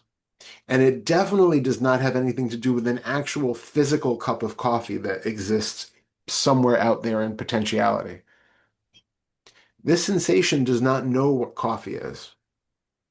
This sensation does not promise that you will really feel better when you get that cup of coffee. This is a trick of the body and mind trying to distract you to get you out of this situation. It's kind of like if you were in a burning building and your mind gives you an image of like the outside where there's no smoke and no flames, and you Hmm. feel this tense feeling in your body to like run down those stairs and get out. Hmm. That's a more useful but an exaggerated version of what happens when you have like a craving for a cup of coffee. It's like something about this situation just sitting here right now feels uncomfortable. Escape. Get out of this building. Go get that thing. That's what's going to save me right now. Well, And it's for the life of me, I can't figure out what it is that I'm trying to escape from, and I've been really, I've been very earnestly posing that question to myself, hoping that maybe the mind will cough up an answer. Because, there are times frequently where this kind of thing happens, and there are two sides to it. On one hand, I can't find anything that's going on. There's I could say I'm tired, but I think that's just an initiating hmm, um, a factor. It's not really what's driving it, at least the greater percentage of the time. Um, I could say that life is challenging, at times difficult, um, even potentially overwhelming. Um, I don't know if that's driving it either. I mean that because sure, this is not not what I would have chosen for myself if I could have actually designed things to be the way I want them to be. hmm, But at the same time, there's nothing. Maybe it's the helpless and powerlessness because I've always had an issue with that. Being helpless, being powerless is something that has been really uncomfortable and difficult to accept, and that is kind of where things are at right now because there's very little I can do about the current circumstances. yep, I mean, absolutely. Susanna experiences a lot of difficulty and a lot of discomfort and pain. Yeah, Well, the only thing I can do is help her, be here for her, and support her. And I do. yep, And as much as that helps both of us, at the same time, it doesn't get rid of the pain, the discomfort, the difficulty, etc. no, It's still there, yeah, and that's something that if I could change, if I could make that different, I would in a moment's notice. yeah, yeah, So I'm not, all that to say is it's not like, I go to the car, I go to the store and I'm sitting in the car, I'm about to get out, and the thought of some sort of caffeinated something or even some other consumable comes to mind, and that I stop and I check and I find that, oh God, I'm really uncomfortable with in this moment. I really feel this uncomfortable feeling I'm trying to get away mm, from. yeah, I can't find in that moment an obvious, conspicuous, uncomfortable feeling that says, I don't want to feel this way. Let's yeah, do something about it. yeah. So it's So, left me wondering. And I, like I said, I asked myself in earnest yeah, for a period of a week or two, I was doing this, whereas what does the caffeine promise? What do any of yeah, these other things promise? What is it that the mind thinks is going to be changed or made different by Yeah. having this? Yeah. And so far, no answer. So and I love that you're doing that. As well done. Um, so yeah, so if you're like sitting in the car and everything feels absolutely fine, you feel there's no physiological stuff in the body that you're trying to get escape from. I mean, tiredness itself could be that, but you know, we'll table that, but that could also just in itself be the reason. Okay. Um, if there's no emotional stuff, no thoughts that are coming up about something else, you know, just be aware. Were you thinking about Susanna before you wanted the coffee? Were you, you know, there can be those subtle things where like you're driving, ruminating about all the things that you have to do for the rest of the day and you know, coming up with all that. Now all of a sudden coffee seems to come out of nowhere. Well, it might also be because you've been stressed about other things. But you can still, you know, make sure that it's really clean, that there is just, you know, I'm just skipping through my day, absolutely nothing going on, and then all of a sudden just think, ooh, coffee. And you know, see if that's really the case or if there is something else behind it. But then the other side to look at is what do you get the moment that you actually have the coffee? What does it give you in that? You don't even need the mind to like project what it thinks it's going to do. What do you feel? Does it feel good at all when you have that first sip of coffee? Does it feel like you're giving yourself a treat and that you're, you know, it's like a reward for a job well done or for doing other things that you didn't want to do, but this is one thing that you can do for yourself. You know, is there something that you get out of actually having the coffee? Well, without having taken the time recently to really look at that as it's happening, it seems like really all that's happening is just the satisfaction of there was the thought that led to the desire, that feeling in the body Mm, drives us towards it. And it seems like it's nothing more than just kind of satisfying that magnetic, tense, or contracted feeling in the body that's trying to move towards that. It's just mm, satisfying that. It's like, okay, now that it has gotten what it wants, now it's quiet. Sometimes it yeah. seems like it's just that. It's like putting out that little fire. Yeah. Yeah, it's so interesting. The I'm also curious too because we can also have the kind of conditioned associations where like Mm, every time I go to this place, I used to get the thing. Now right, every time I go, there's just an association. But again, that is coming up as a thought. You know, it's like you have right. like actually I had a fun one recently. I don't know why this is, but like and it's not a craving because it's just an association and you can see it. We've bought a couple times recently frozen strawberries. And for some reason now I have eaten like countless strawberries in my life.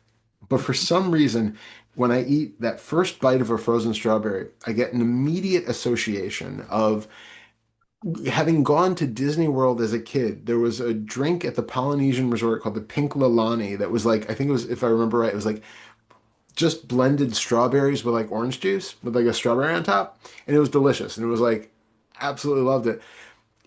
After all the strawberries I've ever eaten in my life, I still get this random association with a particular flavor of strawberry when I eat that, and I just immediately see the image of it.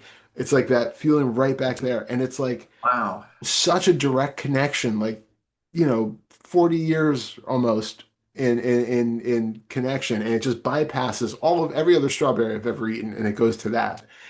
But the difference is that it's just recognized as like random association. It's not like, ooh, you know what? I think I should book a trip to Disney World and get a pink Lilani and you know, or like at least make myself one. Like that would be where we jump that gap into craving territory. So the Mm, mind does associations, but the question is, can you drive to the store, have that associative thought that goes, oh yeah, every time I come here I get a coffee, but still not have to get the coffee? You know, does there it's that friction of, oh, but I need to, you know, because the thought is there, there is that feeling of discomfort that needs to be satisfied by having the coffee, what is that feeling actually asking for? That lack of resolution that seems to be resolved when we get the coffee. How Huh. do we know that that has anything to do with coffee at all? Ooh, that's a question I forget to ask. Nah. Huh. That's the other thing too, and I know that there's not an answer that can be laid out. Well, maybe there is. I could be wrong, but it doesn't seem like there's an answer or a response that can be laid out um, just in a relatively short span of time. It seems like something that, and I've been paying attention over all of our talks, trying to get a better sense of it, but being able to do really good inquiry like that is something that I still am striving to be able to do. I can do it up to a certain point, but that question right there, what does this feeling have to do with coffee? Does it? Yeah. I overlooked that question. That's a great question. Yeah. It's like if you walked into the store and you get that feeling, and then instead you went and got a slushie, would that calm that feeling of resolution? What is it of that feeling of irresolution? What is it about that tension that says to you, this is actually about coffee? That is the thing which will fix this. That is the thing which will make this go away, which in itself is another level of the inquiry. Because the question is, does that have to go away? Can you just sit Oh, with that irresolution? Can you sit with the discomfort in that gap of just something feels uncomfortable right now? I don't even have to make the association and the assumption that this is about coffee. I just have a feeling of uncomfortableness in the body right now. Be with so that. it's yeah. So I was gonna say it's just being with Yep. um, Does the this the have to? urge for whatever. Yep. I mean, we don't need, in other words, it doesn't need to be defined. It doesn't need to be the urge for, It it doesn't even need to be an control. urge. Yeah, it Yeah, doesn't even need to be an exactly. urge. It's a question of like what, you know, kind of a rhetorical question. What does this sensation what is it actually doing? Does it need to be extinguished by doing something? And it's not to like, oh yeah, actually, I think it needs a donut too. It's not to go down that like, oh, I think I know what it needs. Yeah, that's what it is. It's to sit with the discomfort and really feel that this is just a state of energy in the body. Right. This is not something that actually is related to physical objects in the store, which are actually going to make it go away. And it's not even particularly uncomfortable. No, no. It's just that feeling of irresolution or whatever. That's still just a label that we put on it. Like it's just that feeling of, It seems like there's sort of this unconscious belief, or maybe it's an assumption, that if that feeling's there, that something needs to be done about that feeling. yeah, And that's that is a erroneous assumption.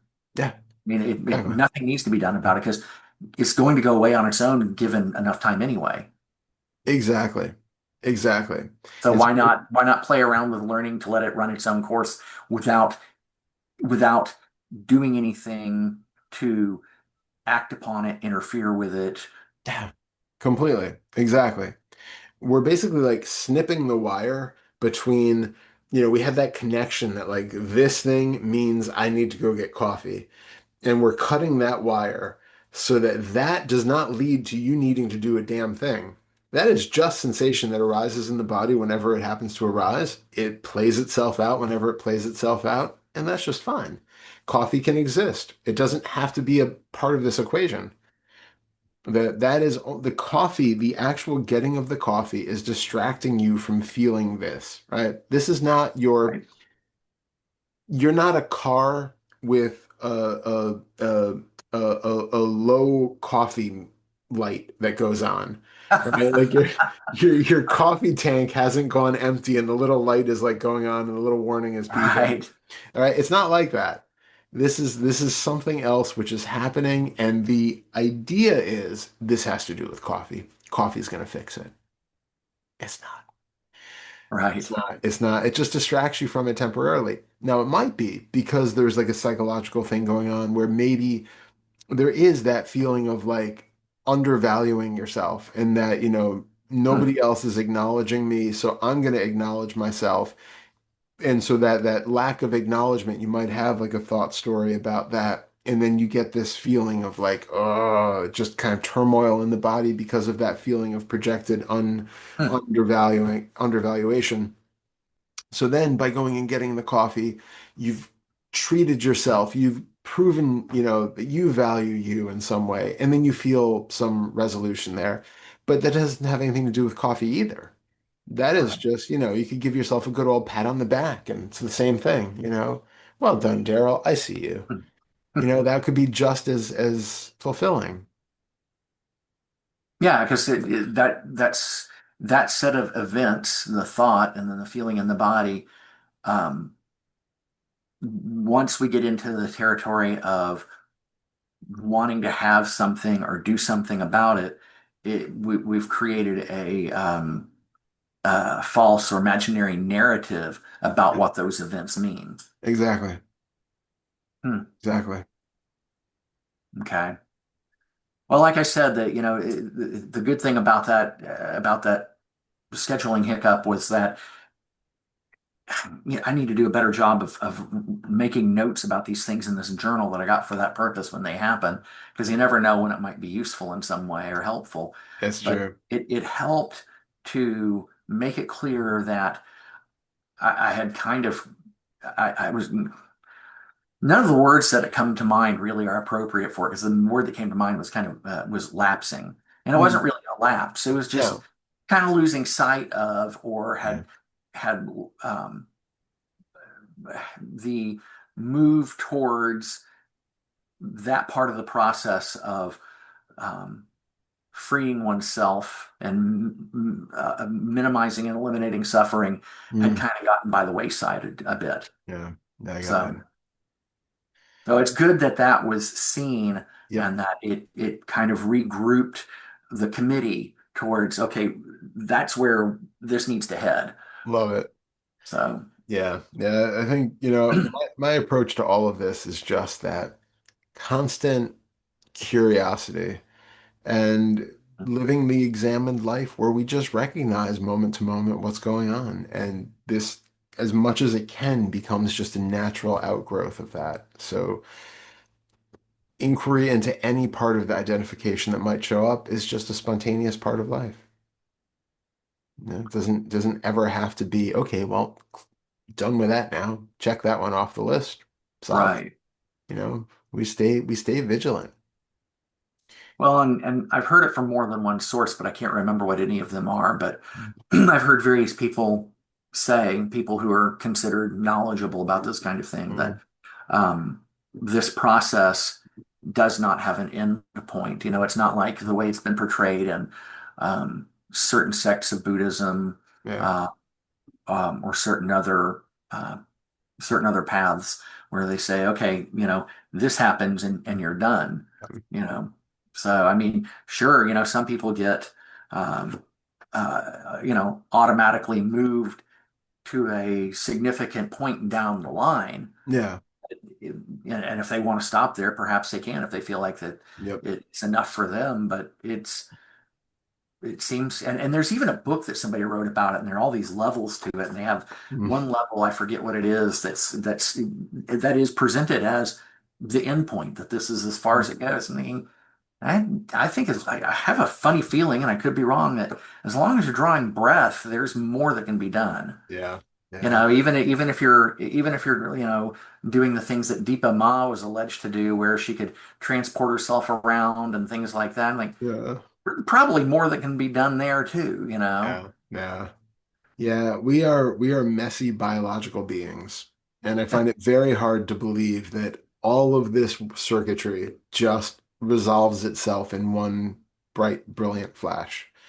Um, w- I think one of the differences maybe between some paths and what we do is that we're very, very thorough. Mm. You know, we do all of the emotion work, all the shadow work, all the trauma work, all the little levels of identification, which have led other people to becoming, problematic gurus, right? Like you have great wisdom about some things, but then completely overlook all of the things that make you into a raging narcissist. Like I think all of that is suitable for working through. Yeah, it makes me think of when I was really everything was centered around the Finder's course, and I was really active in all of that. Yeah. um, there was a person who had gotten to a point that was fairly deep into Jeffrey Martin's location map, and there was a conversation between them and someone else about something. I don't want to say anything that might identify them Yeah. as somebody who Yeah. is familiar with this. And they really got into a heated discourse. And this is somebody who's location X, and they're Yeah. no emotionality. Maybe Hmm. they're not Yeah. experiencing that emotionality, but I can see it clear as a damn bell. They're reacting. They're heated right now. You Yeah. know, Yeah. like Yeah. so. I know. Whatever. I know. This is the thing. And this is also where I think, like we talked about, we all have our blind spots. Yeah. And there can be something on the spiritual path where people kind of want to believe that they are at a certain place. And Mhm. that can lead us to overlooking some very obvious behavior to the contrary. So it is useful to have other people who also can reflect back to us when we are very clearly not demonstrating that we are where we think we are. Yeah. And that's where, when you have kind of gurus and people who start to abuse their power, they unfortunately don't have those mirrors. Everybody just reflects back to them how perfect they are. So they go completely, become complete sociopaths. And, Right.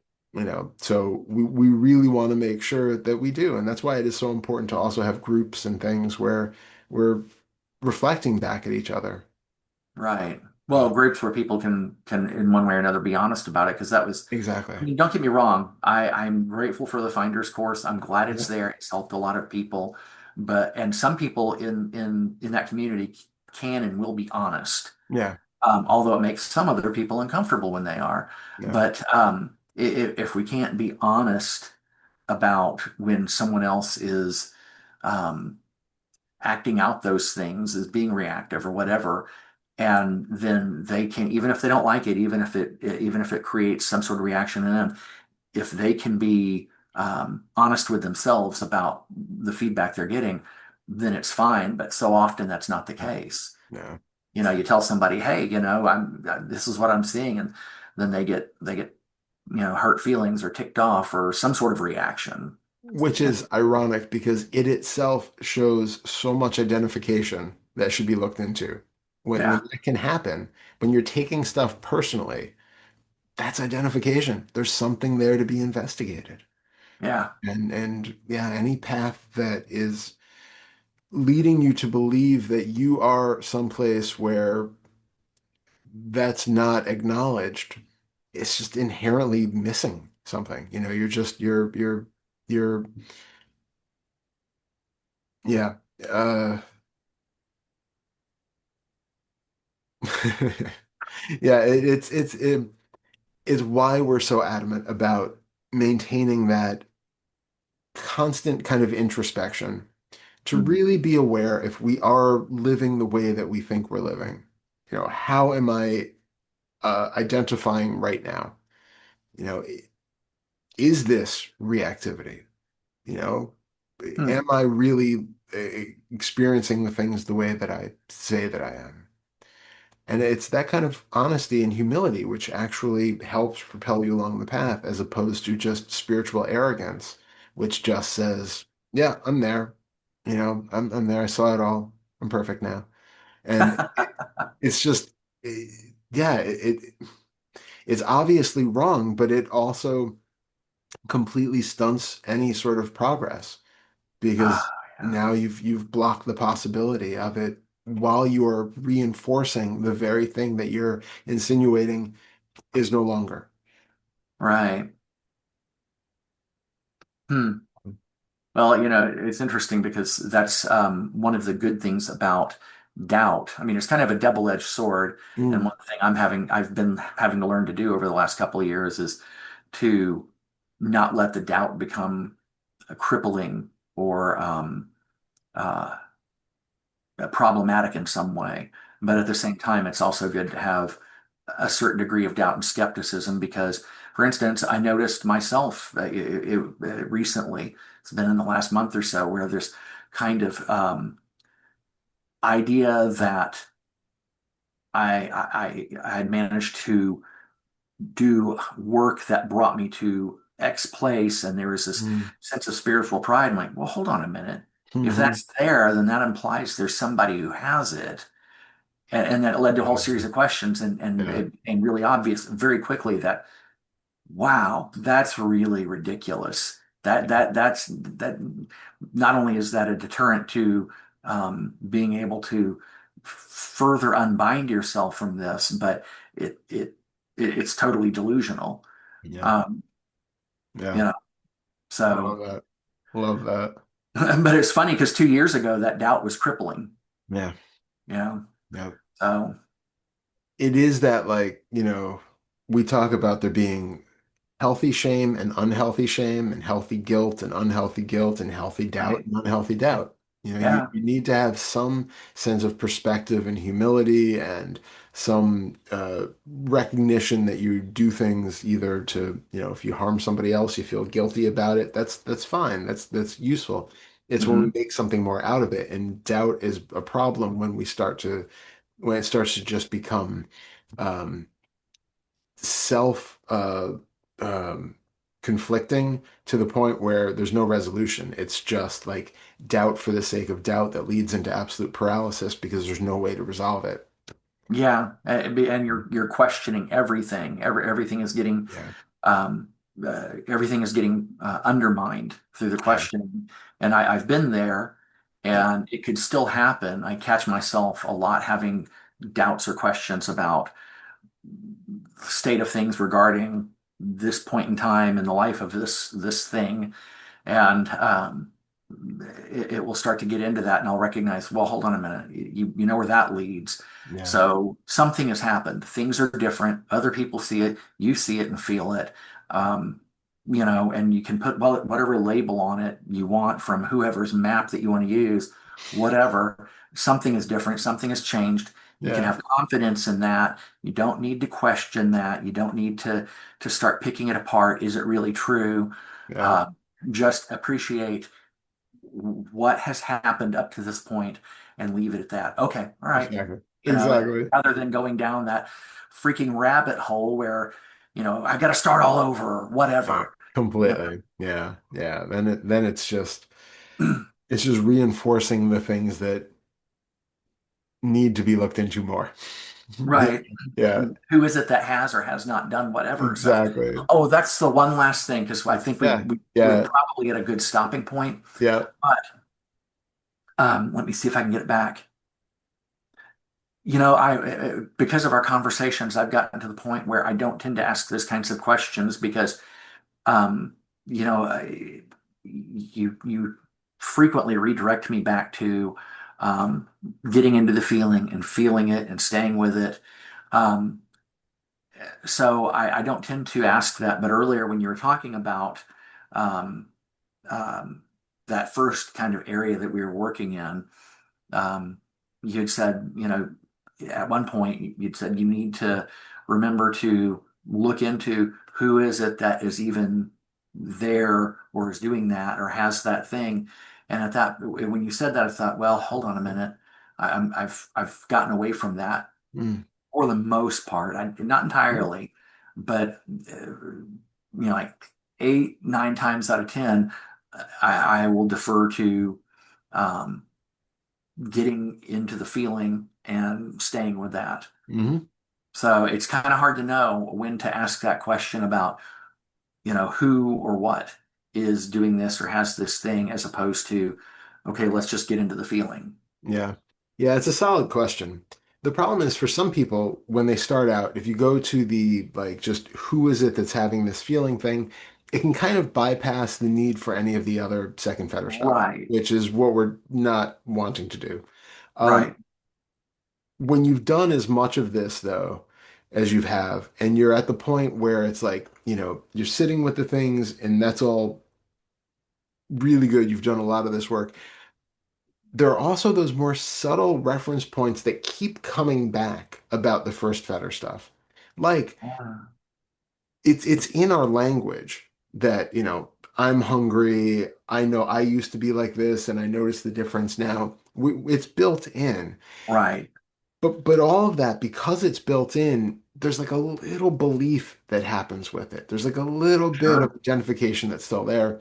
And so when right. I say that, it's really about still digging into those really minute senses of identity that are there.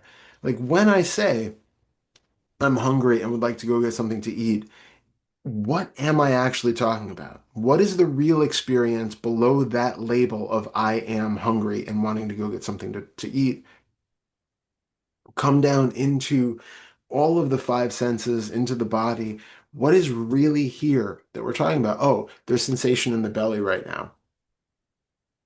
Where is this other thing that it's supposed to be related to?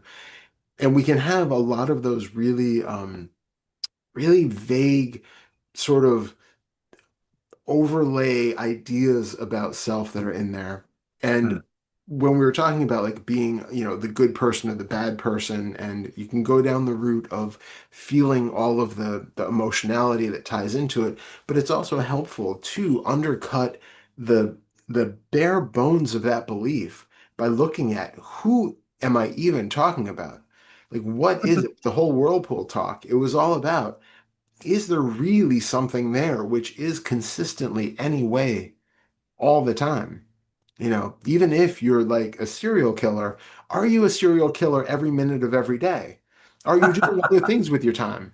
Do you perhaps also feed stray cats? Like what else is going on that we define your entire existence by one thing? And most of us who are not serial killers still define ourselves by very select aspects of behavior, yeah. then say that that tells the whole story. And it doesn't. So we look at what is that like vague idea that we have of what I am, and don't just accept that that has any truth to it, that that has any reality to it. Really investigate what is that vague idea of me even pointing to at the very basest level, and just let each one be seen as, oh shit, that's just another concept. That is just something else that can't, it has no inherent structure. It has no inherent solidity. There's no inherent selfness to it. It's just an idea of a collection of memories or a collection of traits that I either would like to think about myself or wouldn't like to admit about myself. But who is that self that you are ascribing those traits to?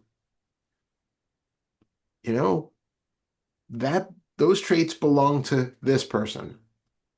Show me that person. Who is that person who has those traits? Where are they located? Where's the consistency? And so that can help to undo a lot of that conditioning that we have also of really believing that I am, an unworthy person. Prove it. You have the feeling of it, but the feeling isn't truth, right? You have a feeling that comes up just like that association of every time I go to a convenience store, I think about coffee and I want coffee. The idea that I am an unworthy person and then I feel a sensation in the body every time something reminds me that I'm an unworthy person doesn't mean that I really am an unworthy person. It just means that there's an association with the idea of being an unworthy person and that that gets triggered in certain situations consistently. Oh, I felt that before, it must be true. No, you felt it before. Does this feeling actually have any truth to it? Does the feeling know that you are an unworthy person? Does the feeling even connect to unworthiness the same way that the sensation in the body doesn't have anything to do with a cup of coffee that is in the convenience store. The two are Mm, not connected. right. Sensation in the body does not mean shame or unworthiness or fear. It's just sensation in the body. Can you split those two out so that there's a thought about something and there's just raw sensation in the body? Then you can see, okay, so now I have sensation in the body that just is, and I have a thought that says, I am unworthy. Well, again, now, where does that bubble of thought about I am unworthy, what is that pointing to? I know the sensation isn't it, and it's not proving it, but who is that supposedly talking about? Find that. And then when you try to find it, obviously it can't be found. You just get maybe another collection of memories popping up saying, oh, but I did, and that time I shouldn't have. And that they're just thoughts. There's nothing inherently tying all of that together into a me.